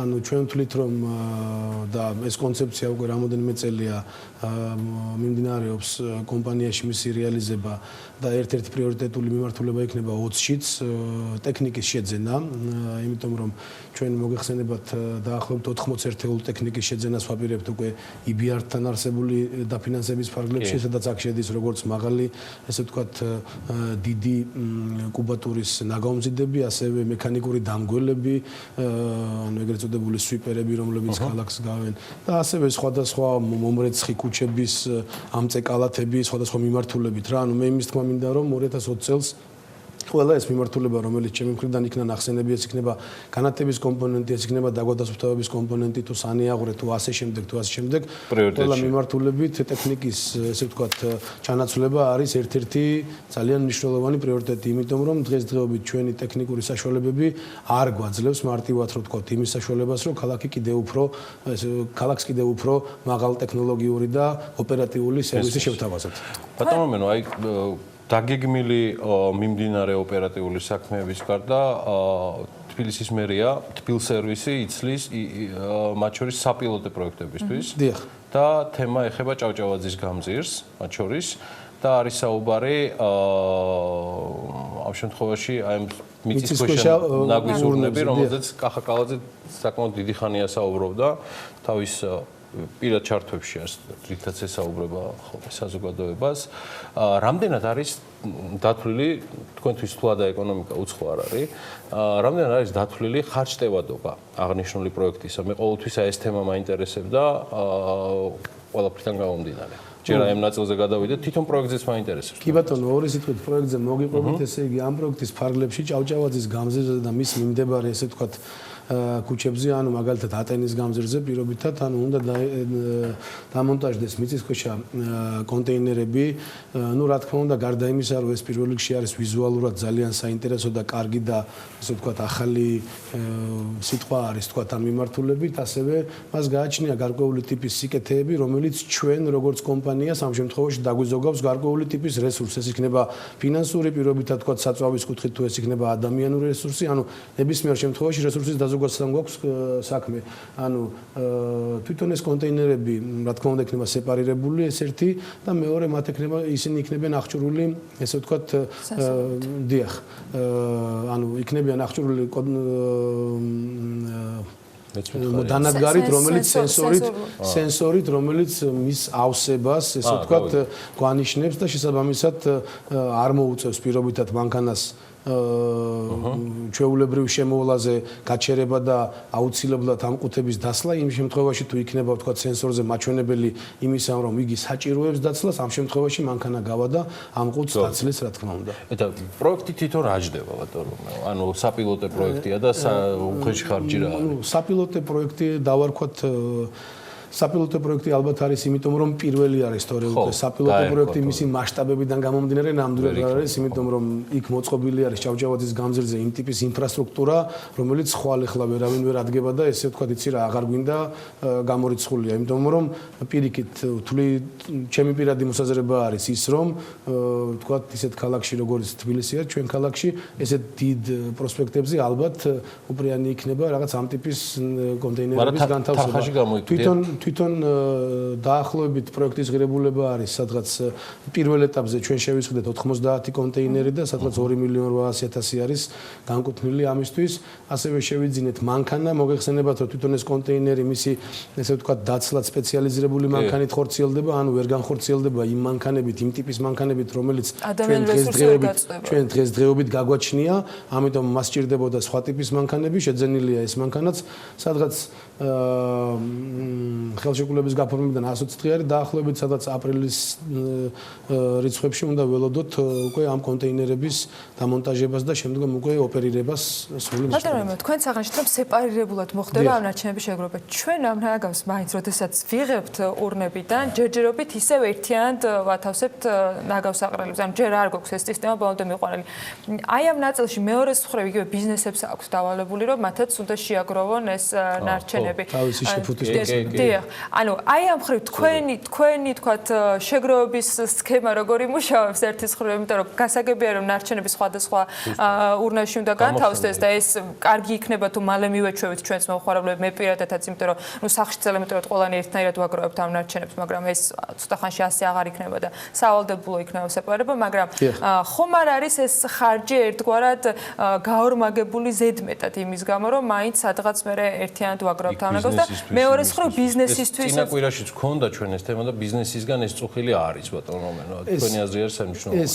როგორც ესე ვთქვათ რა როგორც პირობითად ვთქვათ ჩვენ ეროვნულ სტრატეგიას და იქიდან გამოძახილია ნარჩენების ასევე მუნიციპალიტეტსაც გააჩნია თავისი ესე ვთქვათ ხედვა და ჩვენ რა თქმა უნდა მუნიციპალიტეტი ამ შემთხვევაში თბილისის მერია სეპარირების კუთხით მას ვალდებულება აქვს აღებული რომ გარკვეული ტიპის ღონისძიებები გაატაროს მაგალითად შარშენ ჩვენ ავდექით და რუსთაველის გამზირზე და ასევე ორბელიანის მოედანზე გავაკეთეთ სეპარირებული ურნები რა თქმა უნდა ამაზე ერთ დღეში გადასვლა ესე არც ერთ ქვეყანაში არ მომხდარა და არც საქართველოს იქნება გამონაკლისი ამ შემთხვევაში მაგრამ ვთვლი რომ ვინაიდან და რადგანაც ქვეყანა და მუნიციპალიტეტი იქეთ მიდის რომ სეპარირებული ნარჩენი აუცილებლად უნდა ესე ვთქვათ ავიღოთ შევკრიბოთ და ამას უკვე თავისი სპეციალიზირებული ტექნიკა ესაჭიროება სადაც მოხდება ვთქვათ სეპარირებული ესე ვთქვათ განცალკევებით შეგროვება ანუ ყველა ვარიანტში ამ კუთხით უნდა ვიმოძრავოთ ჩვენ რომ შემდგომ ინფრასტრუქტურა იმ ტიპის იყოს მოწყობილი რომ აი ეს მიზანი რაც გაგვაჩნია რომ გარემოზე ნაკლები ზემოქმედება მოხდეს საბოლოო ჯამში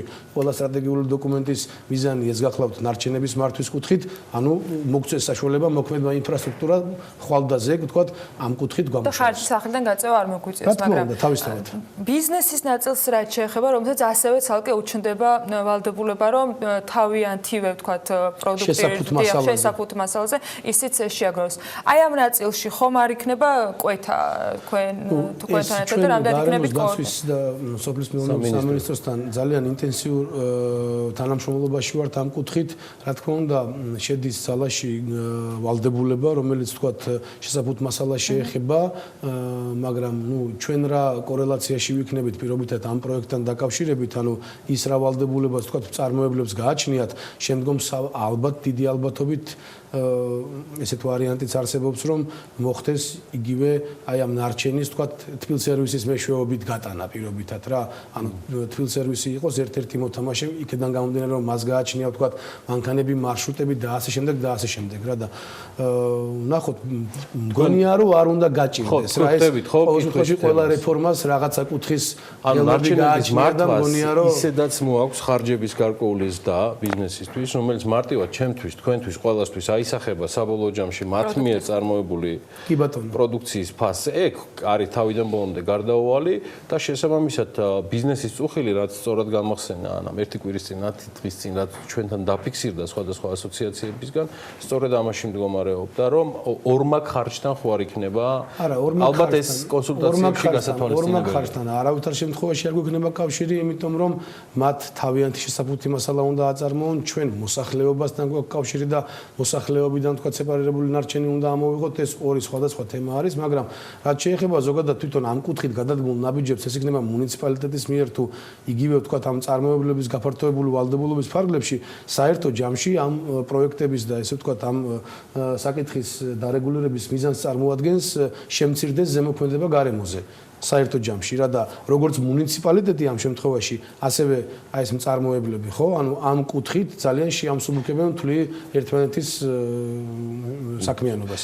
თბილისის მერს არაერთხელ მიუთითებია ბატონ რომეო თბილისის დასუფთავების მანქანების სიარულის რეგლამენტაცია გამომდინარე ტრაფიკიდან და ამ თემებიდან გამომდინარე ამ ახალი პროექტის ფარგლებში აქაც რეგლამენტირებული იქნება აი ამ სპეციალური მანქანების გადაადგილება, იმიტომ რომ ნახევრად ავტომატიზირებულია ტექნოლოგიებიდან გამომდინარე. ჩვენ თუ ეხლა ძალიან წინ წავალთ, ესე ვთქვათ, smart city და ნუ თუ აი ამ დონეზე განვითარდებით უცებ რა თქმა უნდა ნუ ნაბიჯ ალბათ უნდა ვიმოძრაოთ იმიტომ რომ ესე ვთქვათ ტექნოლოგიური ევოლუციის ეპოქაში ვიმყოფებით და შესაბამისად აუცილებლად უნდა იქნეს ნებისმიერი სიკეთე რაც სხვაგან მუშაობს უცხოეთში დანერგილი ჩვენს ქალაქშიც გამომდინარე მისი საშუალებებიდან რაც შეეხება აი ამ კომპონენტს ეს არის მარშრუტების ესე ვთქვათ დათვლა ანუ მარშრუტების ოპტიმიზაცია როგორ შეიძლება ნაგავმზიდმა მანქანებმა იმოძრაონ და სად ისე რომ ვთქვათ როგორც ხარჯი იყოს ნაკლები პირობითად კომპანიისთვის ასევე ოპერატიულად და ანუ არ გამოიწვიოს რაღაცა ტრაფიკები და საცობები რა. ანუ ეს სამსახურმო ტრანსპორტის სამსახური არა ჩვენ ანუ მუნიციპალიტეტი იბიართან ერთ-ერთი კომპონენტი არის აი ამ მარშრუტების დათვლა, ანუ ოპტიმიზება აი ამ მარშრუტების და აუცილებლად იქნება ერთი წლის განმავლობაში წარმოდგენილი მარშრუტები თუ როგორ შეიძლება უკვე შესყიდული ახალი მანქანები და არსებული გადანაწილდეს აი ამ მარშრუტებზე. სანამ ეს სტრატეგია რა თქმა უნდა და სანამ ეს დოკუმენტის სახე იქნება ესე ვთქვათ ჩვენი პარტნიორებისგან, მანამდე ჩვენ რა თქმა უნდა გვყავს სამსახური, რომელიც ამ საკითხზე მუშაობს და ნუ ნონ-სტოპ რეჟიმში ესე ვთქვათ ვაკვირდებით სად რა შეიძლება ხა ქალაქი ვერ ხედავდეს ყოველდღიურად რაღაც ცვლილებებს ამ კუთხით, მაგრამ დამერწმუნეთ ყოველდღიურად ვცდილობთ რომ მაქსიმალურად ოპერატიული გახდეს როგორც ნარჩენის გამოტანა, ასევე მოქალაქეებს არ შეუქმნათ პრობლემები რა. აქ უბრალოდ საუბარია რომ ამ ყოველდღიურად ხდება ამ მარშრუტების შეიძლება შეცვლა და რაღაც ტესტირება ამა თუ იმ მარშრუტის, ახალი მარშრუტის. და ბოლო ძალიან მოკლე კითხვა უნდა დაგისვათ, ჩვენი მაყურებელი კითხულობდა წინა კვირაში იყო როგორც ჩანს ამების მოკითხვა, როდის დაიხაზება კახეთის გზატკეცილზე გზა? ხო, ეს ძალიან მნიშვნელოვანი არის. ჩვენ ესე იგი თბილისის ჯგუფს გააჩნია სახაზი მანქანა ერთ-ერთი თანამედროვე დღესდღეობით და გამოცხადებული იყო საღებავთან დაკავშირებით ტენდერი, რაღაც პროცედურები ესე ვთქვათ ვერ მოგვაწოდა კონტრაქტორმა, სადღაც ერთ თვეში აუცილებლად იქნება დახაზური თერმოპლასტის საღებავით, ნუ ეს მოთხოვნა რაც კი არსებობს ვთქვათ თანამედროვე, ძალიან მაღალ ტექნოლოგიური მანქანით და ძალიან მაღალი ხარისხის საღებავით იქნება დახაზული როგორც კახეთის გზატკეცილი, ასევე სხვა ლოკაციები, რომლებიც შესაძლოა თქვენ კომენტარსაც უსმენდი ნაგვის გადამამუშავებელ ქარხანასთან დაკავშირებით, მე მესმის სტატუსი იურიდიული, იქ დავა, ბევრი თემა შესაძლებელია იყოს, თვითონ პროექტთან დაკავშირებით მუნიციპალიტეტის პოზიცია რა არის, აშენდება, როდის აშენდება, პროცესი რა იქნება ბატონო? ნუ დღესდღეობით ჩვენ ვართ ესეთ სიტუაციაში, რა ის ტერიტორია, სადაც უნდა აშენებულიყო ეს ან სხვა ტიპის გადამამუშავებელი ქარხანა პირობითად მე არ გულისხმობ თქვათ რაღაც ტექნოლოგიას ან ნებისმიერი ტიპის ქარხანა ეს არის სადაო დღესდღეობით სანამ ეს მიწის ნაკვეთი ესე ვთქვათ ისევ მუნიციპალიტეტის საკუთრებაში არ აღმოჩნდება ალბათ დამეთანხმებით და მასზე ინვესტორთან რაღაცა საკითხების და თქვათ რაღაც საჯარო ინტერესის გამოხატვა მე მგონი არასწორი ნაბიჯი იქნება ამიტომ ველოდებით იმას რომ ეს მოხდეს პირველი ინსტანცია მეორე ინსტანცია ესე ვთქვათ სასამართლოსი დასრულდა თბილისის მერის სასარგებლოდ, ესე ვთქვათ, და ამ აღნაგობის ხელშეკრულებას ალბათ სავარაუდოდ გასაჩივრებული არის და ამის შემდგომ უკვე გადაწყვეტილება იქნება. რომეო ქაუტაძე ფილსერვის ჯგუფის ხელმძღვანელი, მადლობა მასტუმრობისთვის და ძალიან საინტერესო საუბრისთვის. ხშირად ნახავთ ჩვენთან ეთერში, ისევ და ისევ ფილსერვისის დატვირთვიდან და აქტივობიდან გამომდინარე. ახლა ჩვენ თათია ჩაფიჩაძესთან ერთად უკვე სხვა თემით უნდა გავაგრძელოთ საუბარი. სახელმწიფო აუდიტის სამსახურმა ხონის ამბროლაურის და მცხეთის ბიუჯეტების გადასახდელები შეისწავლა, რომლის მიხედვითაც დადგინდა, რომ სამივე მუნიციპალიტეტში თანხების არამიზნობრივ ხარჯვას ჰქონდა ადგილი, რამაც რეგიონებს მნიშვნელოვანი ფინანსური ზიანი მიაყენა. მაგალითისთვის მცხეთაში აუდიტმა სულ 48,002 ლარის გადასახდელები შეისწავლა და დაწერა, რომ მათი ბიუჯეტი არასათანადოდ არის დაგეგმილი. აუდიტის დასკვნებს თათია ჩაფიჩაძე გაეცნო და ახლა ის გვერდება პირდაპირ ეთერში. თათია, რა ტიპის გადაცდომებზე არის ამ დასკვნაში საუბარი და მცხეთაში კონკრეტულად რას ჰქონდა ადგილი?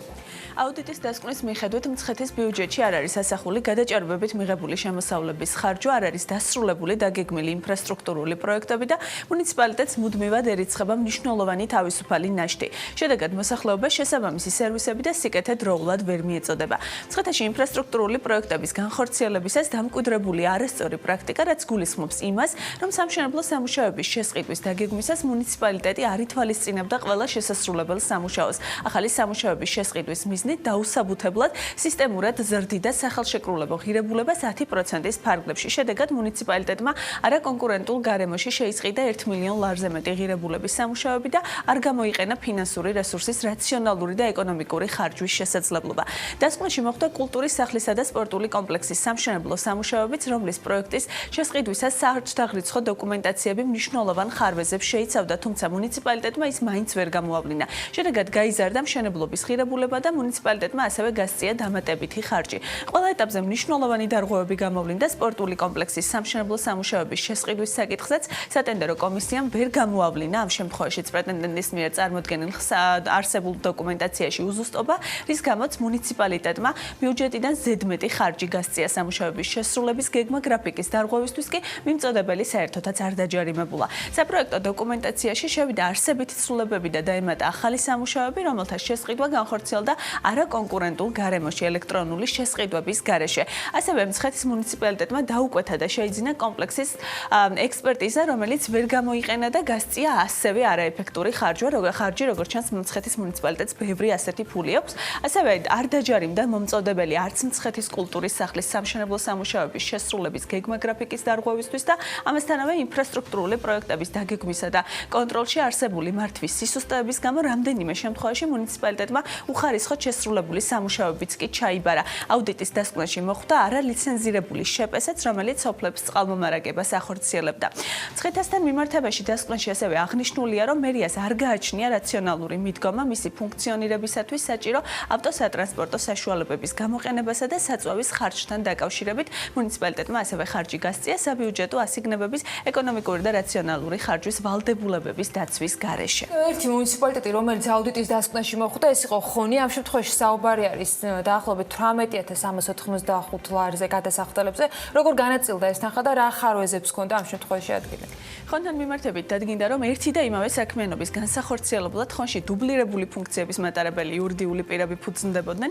ადგილი ჰქონდა შტატების ხელოვნურად გაზრდის ფაქტებს დაფინანსებასა და კონტროლში არსებული მართვის სისუსტეების გამო კი საბიუჯეტო სახსრების არაეფექტიან ხარჯვას იწვევდა. მართვის სისუსტეები ბევრი სხვა მიმართულებითაც გამოვლინდა სამწუხაროდ, რამაც ასევე გამოიწვია მუნიციპალიტეტის ქონების არაეფექტიანად განკარგვა და უხარისხოდ შესრულებული სამუშაოების ჩაბარებას შეუწყო ხელი. შედეგად რამდენიმე შემთხვევაში ინფრასტრუქტურული პროექტები დაზიანებულია და დამატებით საჭიროებს რეაბილიტაციას. ხონის მუნიციპალიტეტში სატენდერო კომისიის მიერ ადგილი ჰქონდა ასევე დისკვალიფიკაციის მინიჭების არასწორ შემთხვევასაც, რის გამოც გაიზარდა შესყიდვის ღირებულება. აუდიტის დასკვნაში წერია ისიც, რომ სამშენებლო სამუშაოების გამარტივებული წესით შესყიდვისას მუნიციპალიტეტის მიერ ფაქტობრივი დანახარჯებით ანაზღაურების შესახებ არ არის დაცული კანონმდებლობის მოთხოვნა. მუნიციპალიტეტში ძირითადი საშუალებების და მატერიალური ფასეულობების აღრიცხვაში არსებული მართვის სისუსტეების შედეგად არ ჩატარებულა ძირითადი საშუალებებისა და მატერიალური ფასეულობების ინვენტარიზაცია. შიდა აუდიტის სამსახურმა კი ვერ უზრუნველყო მერიის შიდა კონტროლის სისტემის გაუმჯობესება, ფინანსების რაციონალური მართვის და ორგანიზაციის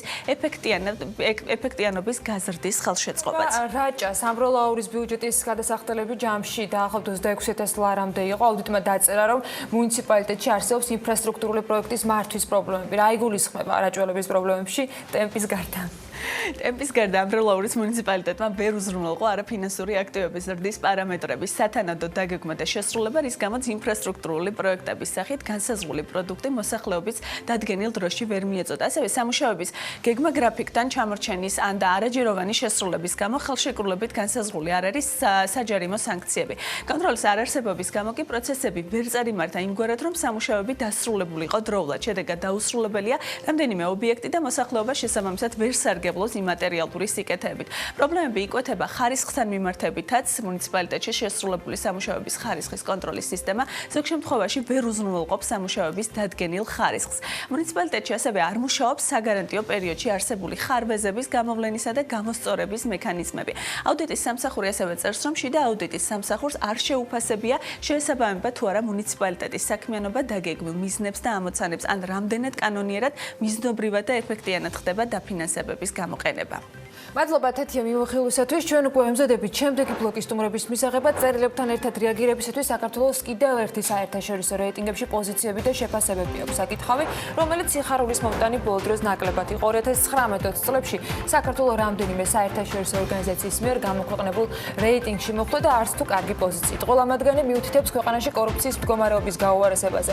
ის ერთ-ერთ მიზეზადაც მაღალი დონის კორუფცია სახელდება. თემაზე იქნება მსჯელობა რამდენიმე წუთში ბექაბაციკაძესთან ერთად მარია მაისწორაძე IDF-ის ანტიკორუფციული მიმართულების ხელმძღვანელი შემოგვიერთდება საქმიანი დილის სტუდიაში.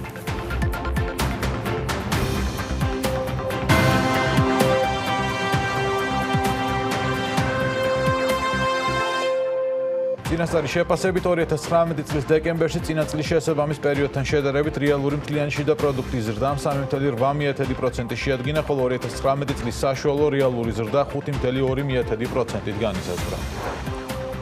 საქართველოს აეროპორტების გაერთიანებას თამარ არჩუაძე უხელმძღვანელებს. თამარ არჩუაძე 2014 წლიდან ამ დრომდე სამოქალაქო ავიაციის სააგენტოს დირექტორის მოადგილეა, გიორგი ჩოგოვაძე კი ჯანდაცვის სამინისტროში ინაცვლებს. უკრაინის ხერსონის პორტის 30 წლიანი მართვის უფლება ქართულ-შვეიცარიულმა კომპანია რისოლ ხერსონმა მოიპოვა. შესაბამისი პრეზენტაცია უკრაინის დედაქალაქში ქვეყნის მთავრობამ და ინვესტორმა კომპანიამ გამართეს და საზოგადოებას ტენდერში გამარჯვებული კომპანიის გეგმები გააცნეს. წყნეთის სამთავრობო აგარაკების შესაძლოა აუქციონზე მცირე ლოტებად გამოიტანონ. თბილისში ეგრეთ წოდებული წყნეთის სამთავრობო აგარაკები ვერ გაიყიდა. 99,988 კვადრატული მეტრის ფართობის 13 ნაკვეთის საერთო საწყისი ფასი 45,707,287 დოლარს შეადგენს. ოკუპირებული აფხაზეთის ენერგო კომპანია ჩერნომორ ენერგოს განცხადებით აფხაზეთის ტერიტორიაზე ელექტროენერგიის მიწოდება რუსეთის ფედერაციიდან დაიწყო. კომპანიის Facebook გვერდზე აღნიშნულია, რომ 1 თებერვლის ღამის 2 საათიდან რუსეთიდან აფხაზეთის ელექტრომომარაგება დაიწყო. მიწოდებაზე დაწესებული შეზღუდვები კი მოხსნილია. ალკოჰოლოს ასმელების მწარმოებელი კომპანია Coca-Cola გაზრდილ გაყიდვებზე და შემოსავლებზე საუბრობს. კომპანიამ ანალიტიკოსების მიერ ნავარაუდებზე უკეთესი შედეგი აჩვენა. CNBC წერს, რომ ანალიტიკოსები 8.99 მილიარდ დოლარის შემოსავალს ელოდებოდნენ, მაშინ როცა კომპანიამ 9 მილიარდ 700 მილიონი დოლარის შემოსავალი მიიღო. ცნობილი კალათბურთელის გარდაცვალებიდან დაახლოებით 1 დღეში კობი ბრაიანთან ასოცირებულ სუვენირებზე მოთხოვნა რეკორდულად გაიზარდა. eBay-ზე კობი ბრაიანთან ასოცირებული სუვენირები $3 მილიონ იყიდება. ილამშვიდობის კორონავირუსმა ლუქს ბრენდების აქციების ფასი განაახლა და ბერნან არნოს ყველაზე მდიდარი ადამიანის სტატუსიც დააკარგვინა. როგორც Forbes წერს, ინვესტორები ეპიდემიის შედეგად გაყიდვების შემცირებას ვარაუდობენ, რადგან ბოლო 20 წლის განმავლობაში განსაკუთრებული მოგება სწორედ აზიის ქვეყნებიდან, კერძოდ კი ჩინეთიდან მოდიოდა. რა გავლენას ახდენს კორონავირუსი მსოფლიოზე, გაყიდვებზე და ეკონომიკაზე თემაზე ვნახოთ მარიამ ადამიანის სიუჟეტი.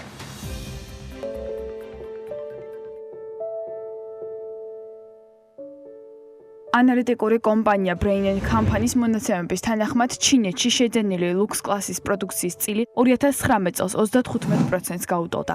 მთლიანობაში კი ამ მიმართულებით გასულ წელს 281 მილიონი ევრო დაიხარჯა, ხოლო თუ ჩინეთის ბაზარს დავუმატებთ იაპონიასა და სხვა აზიური ქვეყნის მოსახლეობას, გამოდის, რომ ბაზრის ნახევარზე მეტი ლუქს კლასის ბრენდებზე აზიას უჭირავს. გარდა ამისა, ჩინეთსა და კიდევ რამდენიმე ქვეყანაში, მათ შორის ბანგლადეშსა და ვიეტნამში, ლუქს კლასის ბრენდების უზარმაზარი საწარმოების ფუნქციონირებს, ამიტომაც კორონავირუსმა განსაკუთრებულად სწორედ მოდის ინდუსტრიასა და ტურიზმის სექტორს დაარტყა. რაც საბოლოოდ კონვერტირდება ეკონომიკურ ვარდნაშიც, რადგან მცირდება ყველაზე ძვირადღირებული პროდუქციის მიმართ მოთხოვნა და მეტიც, ლუქს კლასის ბრენდებმა დროებით საერთოდ დახურეს საკუთარი მაღაზიები უჰანში და სრული ევაკუაციაც გამოაცხადეს სხვადასხვა ქვეყანაში. ასევე უქმდება ფრენები და დაგეგმილი მოგზაურობები ჩინელი მომხმარებლების მხრიდან მთელს მსოფლიოში. შედეგად ინვესტორები ყიდიან საკუთარ აქციებს, რომლებიც წლის დასაწყისში 5-15%-ით დაეცა, ხოლო 17 იანვრის შემდეგ მაჩვენებლები კლებას განაგრძობენ, რაც რეალურად ისტორიული მინიმუმია ბრენდებისთვის. UBS ბანკის ექსპერტების პროგნოზის თანახმად, თუ კი ჩინეთში გაყიდვების კვარტალური ვარდნა 30-ს გაუტოლდება, კორპორატიული მოგება 4-24%-ით შემცირდება. ამავე დროს ყველაზე მეტად ზარალდება ძვირფასეულობისა და საათების მწარმოებლები, მათ შორის სუეჩი და რიჩმონდი, რადგან მათი მყიდველების 50% მხოლოდ ჩინეთის მოქალაქეები იყვნენ. შედარებით სტაბილურობას კი LVMH ინარჩუნებს, რადგან დივერსიფიკაციის პირობებში მას ჩინეთის მოსახლეობის მხოლოდ 30-35% ანიჭებს უპირატესობას. ანუ თავისუფლად არის შესაძლებელი მარკეტინგული აქტივობებისა და კურსის შესვლა ევროპის მიმართულებით ან ამერიკის შეერთებულ შტატებში. თუმცა მაინც კორონავირუსის გამო ბერნარ არნო მხოლოდ 3 დღის განმავლობაში იყო Forbes-ის ყველაზე მდიდარი ადამიანების რეიტინგის ლიდერი. ახლა კი მისი პოზიციები გაუარესდა. ასე რომ დღეს ინვესტორები დაკვირვების რეჟიმში არიან და იმედოვნებენ, რომ ეპიდემია მარტში დასრულდება და შეძლებენ ჩავარდნილი კვარტლის გაუმჯობესებას წლის განმავლობაში. საქართველოს ანტიკორუფციული მაჩვენებლები უარესდება Trace International-ის მიერ გამოქვეყნებული ბიზნეს კორუფციის რისკის ინდექსის მიხედვით 2019 წელს საქართველოს 200 ქვეყანას შორის 27 ადგილზეა 26 ქულით, რომელიც ბიზნესის რისკს განსაზღვრავს. აღნიშნული მაჩვენებელი 2018 წლის იდენტურია და გაუარესებული 2017 წლის მონაცემთან შედარებით, როცა საქართველოს 200 ქვეყანას შორის 25 ადგილს იკავებდა 23 ქულით. ამ მონაცემების მიხედვით ბოლო 3 წლის განმავლობაში ბიზნესის კორუფციის რისკმა ქვეყანაში 3 ქულით მოიმატა, ხოლო საერთაშორისო რეიტინგებში საქართველოს მდგომარეობა 2 ადგილით გაუარესდა. ეს არის მხოლოდ ერთი საერთაშორისო ორგანიზაციის შეფასება, რომელიც თავის თავში რამდენიმე კორუფციულ რისკს აერთიანებს, თუმცა არსებობს სხვა ორგანიზაციების შეფასებები, სადაც ასევე ჩვენი ქვეყნის პოზიციები გაუარესებულია. მე დეტალს უკვე ჩვენი სტუმარი გვეტყვის, მარია მაისურაძე IDFI-ის ანტიკორუფციული მიმართულების ხელმძღვანელია საქმიანი დილის სტუდიაში. მარიამ, დილა მშვიდობის. მადლობა გადაცემაში მომბრძანებისთვის. დავიწყოთ Trace International-ით და იმ ასე ვთქვათ შეფასებებით, რომელსაც ისაკეთებს, რა ინდიკატორებს მოიცავს კორუფციის რისკის ინდექსი, რომელშიც შეიძლება დიდად არა, მაგრამ გაუარესება მაინც გვაქვს ბოლო 3 წლის განმავლობაში, ვიღაც შეიძლება თქოს 1 ან 2 ადგილი, არაფერს არ ნიშნავს, მაგრამ ეს ასე არ არის. კი ბატონო, მადლობა პირველ რიგში მოწვევისთვის. ჩვენმა ორგანიზაციამ გამოაქვეყნა ბოლო წელს გაკეთებული საერთაშორისო რეიტინგების ანალიზი. აქ ერთ-ერთი არის სწორედ Trace International, რომელიც ბიზნესის კორუფციის რისკს აფასებს. როგორც თქვენც აღნიშნეთ, ბოლო 3 წლის განმავლობაში საერთაშორისო რეიტინგში 2 ადგილით გავიუარესეთ მდგომარეობა და ერთ შეხედვით ეს არ არის საგანგაშო მდგომარეობა, თუმცა თუ ავიღებთ ჩვენ გასული წლების მონაცემებს, საერთო ჯამში როცა 2014 წელს ვიყავით მე-11 ადგილზე და შესაბამისად 5-6 წლის განმავლობაში დაახლოებით 10 საფეხურით უკან ჩამოვედით. ეს დინამიკა არის საკმაოდ მინიმუმ კარგი არ არის. კი, მინიმუმ კარგი არ არის და რამდენიმე წელიწადში უკვე შეიძლება იყოს საგანგაშო თუ რამე არ შეიცვალოს. სწორედ ამიტომ ჩვენ ყოველთვის მოუწოდებთ ბოლო წლებში ხელისუფლებას, რომ ანტიკორუფციული მიმართულებით პოლიტიკას უნდა გადავხედოთ. სად ხედავს უფრო მეტ რისკს Trace International-ი? აქ არის რამდენიმე მიმართულება, მათ შორის თქვათ არასამთავრობოების როლია იქ, არის ბიზნესის ასე თქვათ განწყობები, სად ხედავს ყველაზე დიდ რისკებს კორუფციის? კი, Trace International-მა 4 მიმართულება შეაფასა, ეს არის კორუფციის შესაძლებლობა, კორუფციის აღკვეთა, გამჭვირვალობა და ზედამხედველობა. ყველაზე მეტი რისკი Trace International-მა დაინახა სწორედ კორუფციის აღკვეთის შესაძლებლობაში, რომელიც გულისხმობს ხელისუფლების მიერ ანტიკორუფციული პოლიტიკის გატარებას. ანუ იმ მიმართულებაში, რაზეც ჩვენ ვსაუბრობთ, ანტიკორუფციული პოლიტიკის გატარება არის ერთ-ერთი ყველაზე სუსტი რგოლი დღევანდელ პოლიტიკაში, როგორც ეს Trace International-მაც დაადასტურა. ყველაზე უკეთესი მდგომარეობა გვაქვს კორუფციის შესაძლებლობაში, რაც იმას გულისხმობს, რომ ბიზნესს არ აქვს მოლოდინი, რომ მან უნდა გადაუხადოს ქრთამი ხელისუფლებას. მე ვახსენე, რომ ეს არ არის ერთი, თქო Trace International-ი, არის სხვა ორგანიზაციებიც, რომ მათ Heritage Foundation-ი არის ასე თქო Transparency International-ი, მათაც ასე თქო საკუთარი შეფასებები აქვს, აქაც არ გვაქვს კარგი მდგომარეობა, რომ მივყვეთ ასე თქო, მაგალითად დავიწყოთ Transparency International-ით, მათი შეფასება როგორი იყო 2019 წლისთვის, რა შედეგები გვაქვს და რამდენად რთული მდგომარეობა მაგალითად თუ ავიღებთ ამ მაჩვენებლებს 2014 წელს მე-11-ზე ვიყავით, აქ რა ხდება ამ შემთხვევაში? საერთაშორისო გამჭვირვალობა ეს ეყრდნობა მოსახლეობის და ძირითადად ბიზნესის წარმომადგენლების და ექსპერტების აღქმას ზომავს ეს ორგანიზაცია. კორუფციის აღქმის ინდექსის მიხედვით აქაც მცირედით გაუარესება გვაქვს, წინა წელთან შედარებით 42 ადგილით გავიუარესეთ მდგომარეობა საერთაშორისო რეიტინგში, რაც იმას ნიშნავს, რომ მოსახლეობის და ექსპერტების და ბიზნესის აღქმაც კორუფციასთან დაკავშირებით უარესდება, ანუ ისინი თვლიან, რომ არ არის ხელისუფლების პოლიტიკა წარმატებული იმისთვის, რომ კორუფცია იქნეს აღკვეთილი. მნიშვნელოვანია, რომ ამ გამოკითხვის შედეგებით დასტურდება ის, რომ ჩვენს რეგიონში ერთ-ერთი პრობლემად სახელდება ხელისუფლების არასწორი პოლიტიკა, ადმინისტრაციული რესურსების გაუმართლებელი ხარჯვა და ასევე ხაზგასმულია, რომ ჩვენს რეგიონში ერთ-ერთი პრობლემა არის სახელმწიფო ხელისუფლების კერძო პირების ხელში თავმოყრა და ეს სწორედ ის პრობლემებია, რომლებიც გვეცნობა ალბათ ჩვენს Heritage Foundation-ს ვახსენეთ, ეკონომიკური თავისუფლების ინდექსის მიხედვით 2019 წელს საქართველოს 180 ქვეყანას შორის მე-16 ადგილს იკავებს, ხოლო ევროპაში ვართ მე-8 ადგილზე. ერთი შეხედვით არ არის ცუდი პოზიციები. აქ იგივე პოზიციას დავრჩით, მაგრამ გაუარესება ქონდა -0.3%.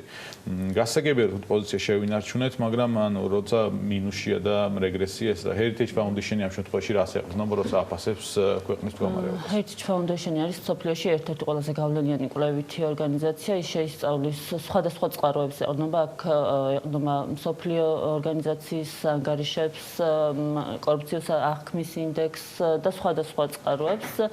აქ ამ დოკუმენტში ყველაზე მნიშვნელოვანი ამ კვლევაში არის ის, რომ Heritage Foundation-მა შეისწავლა ქვეყანაში რა მიმართულებით გვაქვს კონკრეტულად პრობლემები და მან პირდაპირ აღნიშნა, რომ ჩვენთან მიუხედავად იმისა, რომ ქვეყანამ წარმატებით დაამარცხა წვრილმანი კორუფცია, მაღალი დონის კორუფცია კვლავ რჩება პრობლემად და სწორედ ეს პრობლემა არის ის, რაზეც ჩვენ დიდი ხანია ვსაუბრობთ. ამ გავლენიანმა ორგანიზაციამ ასევე დაადასტურა ეს პრობლემა. გარდა ამისა, ორგანიზაცია საუბრობს იმაზე, რომ პრობლემა არის სასამართლო ხელისუფლების ეფექტიანობის შემცირება ქვეყანაში და სახელმწიფო ხელისუფლების მიერ ხელისუფლების კეთილსინდისიერებასთან დაკავშირებით აქვს ასევე. მოყვება თუ არა, ასე ვთქვათ, მოყვება რაღაცნაირი სიტყვა, მაგრამ შეიცავს თუ არა, ვთქვათ, საერთაშორისო ორგანიზაციების შეფასებები, ასევე რეკომენდაციებსაც, მაგალითად თქვენ როდესაც კვლევას აქვეყნებთ ხოლმე გაქვთ რეკომენდაციების ნაწილიც, რომელიც ძალიან მნიშვნელოვანია. ამ შემთხვევაში რა რეკომენდაციებია, თუ არის ამ ტიპის რეკომენდაციები საერთაშორისო ორგანიზაციების მხრიდან ხელისუფლებისთვის, არ ვიცი, კერძო პირებისთვის, საერთაშორისო ორგანიზაციებისთვის, არასამთავრობოებისთვის. კონკრეტულად ეს რეიტინგები, რომელზეც ჩვენ ახლა ვსაუბრობთ, რეკომენდაციებს კი არ სთავაზობს, თუმცა სახელმწიფოს აქვს სხვადასხვა საერთაშორისო დონეზე მიღებული რეკომენდაციები და შესაბამისად ვალდებულებები, რომ ეს რეკომენდაციები განახორციელოს. ერთ-ერთი არის ესეთი ევროსაბჭოს კორუფციის წინააღმდეგ სახელმწიფოთა ჯგუფი, რომელმაც 2016 წელს შეაფასა საქართველოში სამი მიმართულებით კორუფციის მდგომარეობა, პარლამენტი, პროკურატურა და სასამართლო ხელისუფლება და ჩვენ მივიღეთ 16 რეკომენდაცია, საიდანაც 70% დღემდე არ არის სრულად შესრულებული. ამაზე ქონდა ერთ-ერთი გადაცემაში საუბარი ამ რეკომენდაციებზე, რა ნაწილი შესრულდა და რა არ შესრულდა. რამდენად მნიშვნელოვანია თქვენი შეფასებით ინვესტორებისთვის აღნიშნული კვლევები, აღნიშნული ორგანიზაციების გამოქვეყნებული შედეგები ახდენს თუ არა გავლენას მათ განწყობებზეც ინვესტირებასთან მიმართებით? რა თქმა უნდა, ახდენს და ეს ყველაზე მნიშვნელოვანი საერთაშორისო ორგანიზაციების რეიტინგები არის სწორედ ერთ-ერთი მნიშვნელოვანი წყარო, რასაც ეყრდნობიან ინვესტორები, როდესაც გადაწყვეტილებას იღებენ, რომელ ქვეყანაში განახორციელონ ინვესტიცია.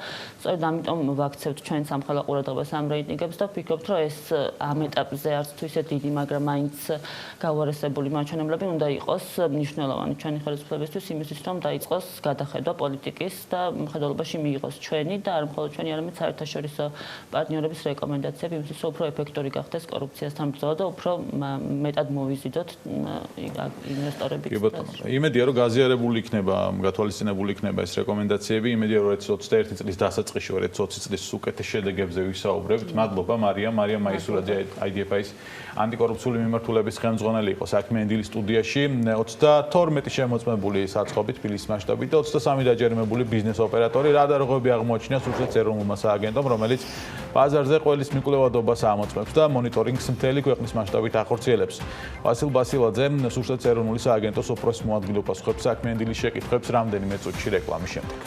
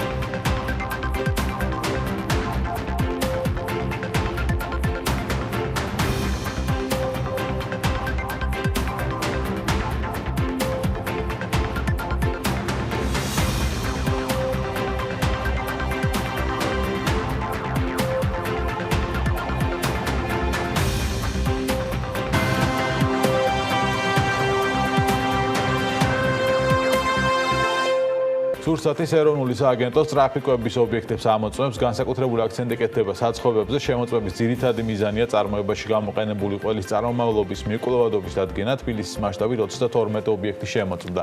ეტიკეტირების წესის დარღვევისთვის დაჯერებდა 23 ბიზნეს ოპერატორი, სააგენტოს სპეციალისტებმა აგრეთვე ლაბორატორიული კვლევის ნიმუშები აიღეს. ვასილ ბასილაძე, სურსათის ეროვნული სააგენტოს უფროს მოადგილე გვერდება პირდაპირ ეთერში თემას ასაუბროთ. გამარჯობათ ვასილ, მადლობა გადაცემისთვის.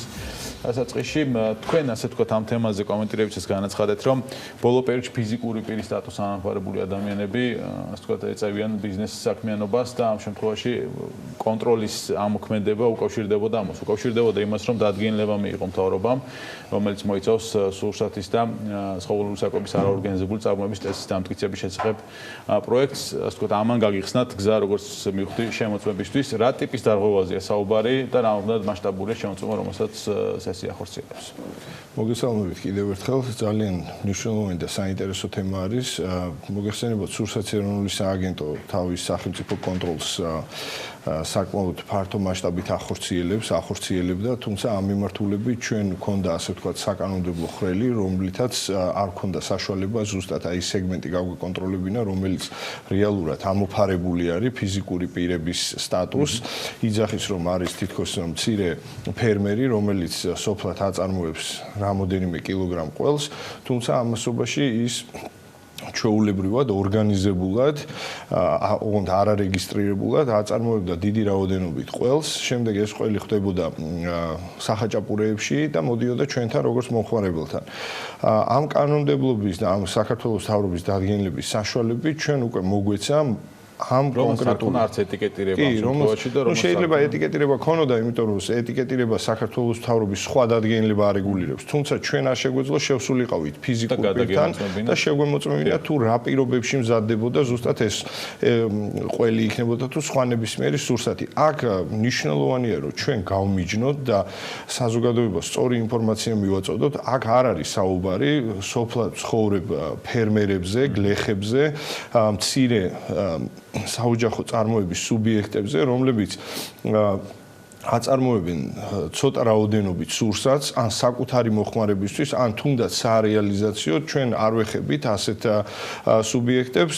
ამ დადგენილების თანახმად ესეთი პირები განთავისუფლებულები არიან სახელმწიფო კონტროლისგან, თუმცა ამ დადგენილების საშუალებით ჩვენ გავმიჯნეთ. ზუსტად ეს არის მნიშვნელოვანი, რომ გაიმიჯნენ ეს ფიზიკური პირები იმ არარეგისტრირებული ორგანიზებული ფიზიკური პირებისგან, რომლებსაც ჩვეულებრივად დღეის მდგომარეობით ევალებათ რეგისტრაცია, უნდა წავიდნენ საჯარო რეესტრში, დარეგისტრირდნენ ან ინდვეწარმეთ ან შპს-ეთ ან ნებისმიერ სამართლებრივ ფორმად და შემდგომ სურსათის ეროვნული სააგენტო იქაც განახორციელებს სახელმწიფო კონტროლს ისევე როგორც აქამდე ჩვენ ვაკეთებდით სახელმწიფო კონტროლს რეგისტრირებულ ბიზნეს ოპერატორებს. სანამ აი კონტროლის რაღაც მექანიზმების ნაწილზე გადავიდოდეთ, ამ 23 ასე ვთქვათ დაჯერიმებულნია რაც ვახსენე, გუშინ მქონდა შედეგები, რა იყო მიზეზი დაჯერიმების? სწორედ ის რომ მათ არ ქონდათ რეგისტრაცია გავლილი?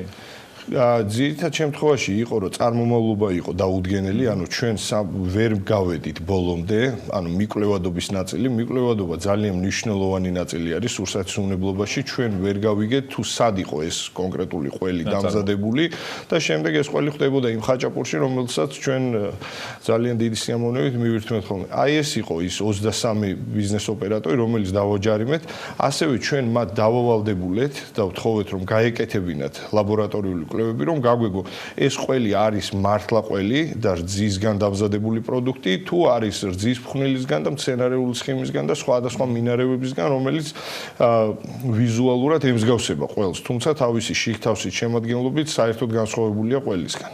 ბატონო, რა კონტროლის ასე ვთქვათ მექანიზმები არსებობს ამ შემთხვევაში? მე გულისხმობ იმას რომ გავუმიჯნოთ არაორგანიზებული და ორგანიზებული მწარმოებელი რომელიც ასე ვთქვათ ახდენს რეალიზაციას მოცულობითი პროდუქტის რაცხოვებში კვების ობიექტებში თუ სავაჭრო ასე ვთქვათ ცენტრებში. ძალიან მნიშვნელოვანი ნაწილი არის ეს ამ სახელმწიფო კონტროლის ფორმის რეგისტრაციას განახორციელებს სურსათის ეროვნული სააგენტო. ჩვენ ისედაც ყოველწლიურად მთელი საქართველოს მასშტაბით ვახორციელებთ იდენტიფიკაცია რეგისტრაციას და ასევე ვაქცინაციას სხვილფეხა და წვრილფეხა პირუტყვის. ამ ვაქცინაციის და იდენტიფიკაციის ფარგლებში ჩვენი ვეტერინარი ექიმები მთელი საქართველოს მასშტაბით დადიან და ახორციელებენ ამ მანიპულაციებს. შესაბამისად, ჩვენ გვაქვს ბაზები, ჩვენ გვაქვს წვდომა და კონკრეტულად ვიცით, რომ მაგალითად ფიზიკური პირობითად ვასილ ბასილაძე, რომელიც ცხოვრობს სოფლად და მას ყავს რამოდენიმე მსხვილფეხა რქოსანი პირუტყვი და ის მისგან რას აწარმოებს, ანუ ეს ხელმისაწვდომი ინფორმაცია არის სურსათის ეროვნული სააგენტოსთვის. შესაბამისად ჩვენ ზუსტად აი ამ მექანიზმებით გავმიჯნავთ ფიზიკურ პირებს და არაორგანიზებულ წარმოებას. შეეხება თუ არა ეს მხოლოდ შეეხება თუ არა თქვათ რძის ნაწარმს, შეეხება ასე თქვათ ხორცსაც. მაგალითად, მსხვილფეხა და წვრილფეხა პირუტყვის ნაწილში არის უკეთესი მდგომარეობა, მე ვიცი ასე რომ ეს ბაზები შექმნილია, მაგრამ ამ რა შეეხება ქათამს, მაგალითად, აქაც რეგულირება არის დაახლოებით 300 ქათამი არის არაორგანიზებული საკუთარი თქვათ მეურნეობისთვის და 300 ზევით. აი ამ ნაწილში რა ხდება და ქათმის ხორცს ეხება თუ არა? ანალოგიური მიდგომა გვექნება ეს დადგენილება, ეს არის საქართველოს მთავრობის 9 იანვრის ნომერი 14 დადგენილება, რომელიც სხვათა შორის ძალიან კარგად აყალიბებს თავის შინაარს, ზუსტად არის და კონკრეტულად გამიჯნული და ჩამოთვლილი თუ ვინ ექვემდებარება კონტროლს და ვინ არა და ვინ გამოდის ოჯახური წარმოების სუბიექტი, იგივე რაც თქვენ შეკითხვა დასვით ფრთა ქათამთან დაკავშირებით ამის მაკონტროლებელი ჩვენ ვართ, ოღონდ ეს მოხდება პირიქით. მაგალითად, ჩვენი ინსპექტორი, როდესაც შევა სარეალიზაციო ქსელში და იქ რომელიმე ქსელში განთავსებული არის ქათმის ხორცი, ამ კონკრეტულ პროდუქტს უნდა კონდეს ეტიკეტირება. ეტიკეტზე უნდა იყოს განთავსებული მწარმოებლის ან სარეგისტრაციო ნომერი ან პირადი ნომერი. ჩვენი ბაზების მეშვეობით გადავამოწმებთ. ანუ ბაზებიც არსებობს არსებობს, კი. ანუ აქ არის. პირდაპირ გეტყვით, რომ ეს ბაზები არ არის აბსოლუტურ ჭეშმარიტებაში და სრულყოფილებაში მოყვანილი, თუმცა ამ მიმართულებითაც ვმუშაობთ ჩვენ და დღეის მდგომარეობით, თუმცა შეგვიძლია კონტროლის მექანიზმების განხორციელება. თუმცა გასაუმჯობესებელი გვაქვს ბაზები, უფრო თანამედროვე სისტემა გვესაჭიროება, რომელზეც ვმუშაობთ და სულ მალე ალბათ ისიც იქნება და უფრო მარტივად გავართმევთ. კი ბატონო, კონტროლის მასშტაბს რაც შეეხება თბილისი საკმაოდ მოცულობითია ამ შემთხვევაში ალბათ ყველაზე მოცულობითია მიმართულებით სხვა რეგიონებში და დიდ ქალაქებში თუ აპირებთ აუცილებლად ჩვენ დედაქალაქიდან დავიწყეთ ამ ღონისძიებების გატარება იმდენად რამდენადაც დედაქალაქი მაინც ყველაზე დიდი ბაზარი არის საქართველოში თუმცა ამ მიმართულებით სახელმწიფო კონტროლი ქვეყნის სხვა ქალაქებში და რეგიონებშიც განხორციელდება და დღეის მდგომარეობითაც მუშაობენ. ჩვენი აი ამ წუთებშიც ჩვენი ინსპექტორები ზუსტად ამ მიმართულებით არიან დაკავებული, მუშაობენ და სხვა ქალაქებშიც და სოფლებშიც შევალთ ზუსტად ამ მიმართულებით. ბატონო, ერთი კითხვაც მინდა, ოღონდ სხვა თემაზე სოციალურ სააგენტოზე და მის საქმიანობაზე 2020 წლის გეგმების ნაწილს შეეხება. იგეგმება თუ არა ინსპექტორების დამატება, გადამზადება, იქიდან გამომდინარე, რომ თქვათ გარკვეული დადგენილებები, მათ შორის ესეც გიმატებთ, ასე ვთქვათ, საქმეს. ძალიან მნიშვნელოვანი და კარგი იქნება თუ მოხდება ჩვენი შტატების გაზრდა, იმიტომ რომ დღეის მდგომარეობით მარტო დედაქალაქში არის 50000-მდე რეგისტრირებული ბიზნეს ოპერატორი. ამ რეგისტრირებულ ბიზნეს ოპერატორებს დაემატება უკვე ის ფიზიკური პირები, რომლებმაც უნდა გაიარონ რეგისტრაცია, შესაბამისად კადრები ბიუჯეტი წელს გაიზარდა. ბიუჯეტი გაიზარდა, თუმცა დიდი მნიშვნელობით ვერ გაზრდილა, თუმცა გაზრდილი არის და ზუსტად იმ კვოტებში ჩავჯექით რა კონტროლიც გვაქვს ჩვენ 2020 წლისთვის დაგეგმილი. კადრები დაგვჭირდება აუცილებლად და მნიშვნელოვანი იქნება.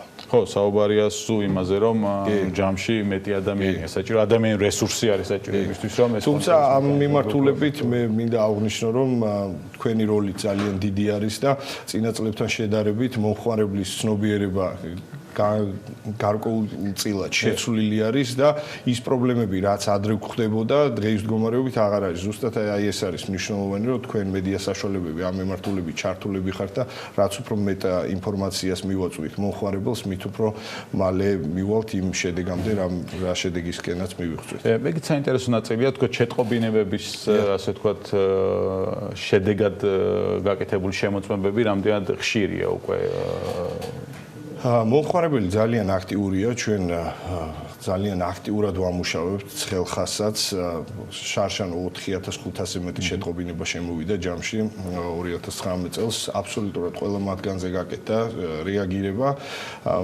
და ამ ბოლო პერიოდში მე შემიძლია ვთქვა, რომ უკვე დახვეწილი შეტყობინებები შემოდის. თავიდან თუ იყო რომ ზოგადი შეტყობინებები უკვე მომხმარებელმაც გაიგოს სურსათისმგებლობის რაღაც მექანიზმები და კონკრეტულ შეტყობინებებს გვიტოვებენ, აი მაგალითად ეტიკეტირების ნაწილი, ანუ ვარგისიანობის ვადა და ასე შემდეგ. ასე რომ ძალიან მნიშვნელოვანია მომხმარებლის ჩართულობა და საერთოდ რაღაც დიდი გადამზადება უნდა გააკეთოთ, მომხმარებლები უნდა დაასწროთ. მე როგორც ვიცი, სოციალური ქსელი ძალიან აქტიური არის, სხვადასხვა ჯგუფები არის შექმნილი, რომელთა ჯგუფებშიც აქტიური მიმოწერა მიმდინარეობს.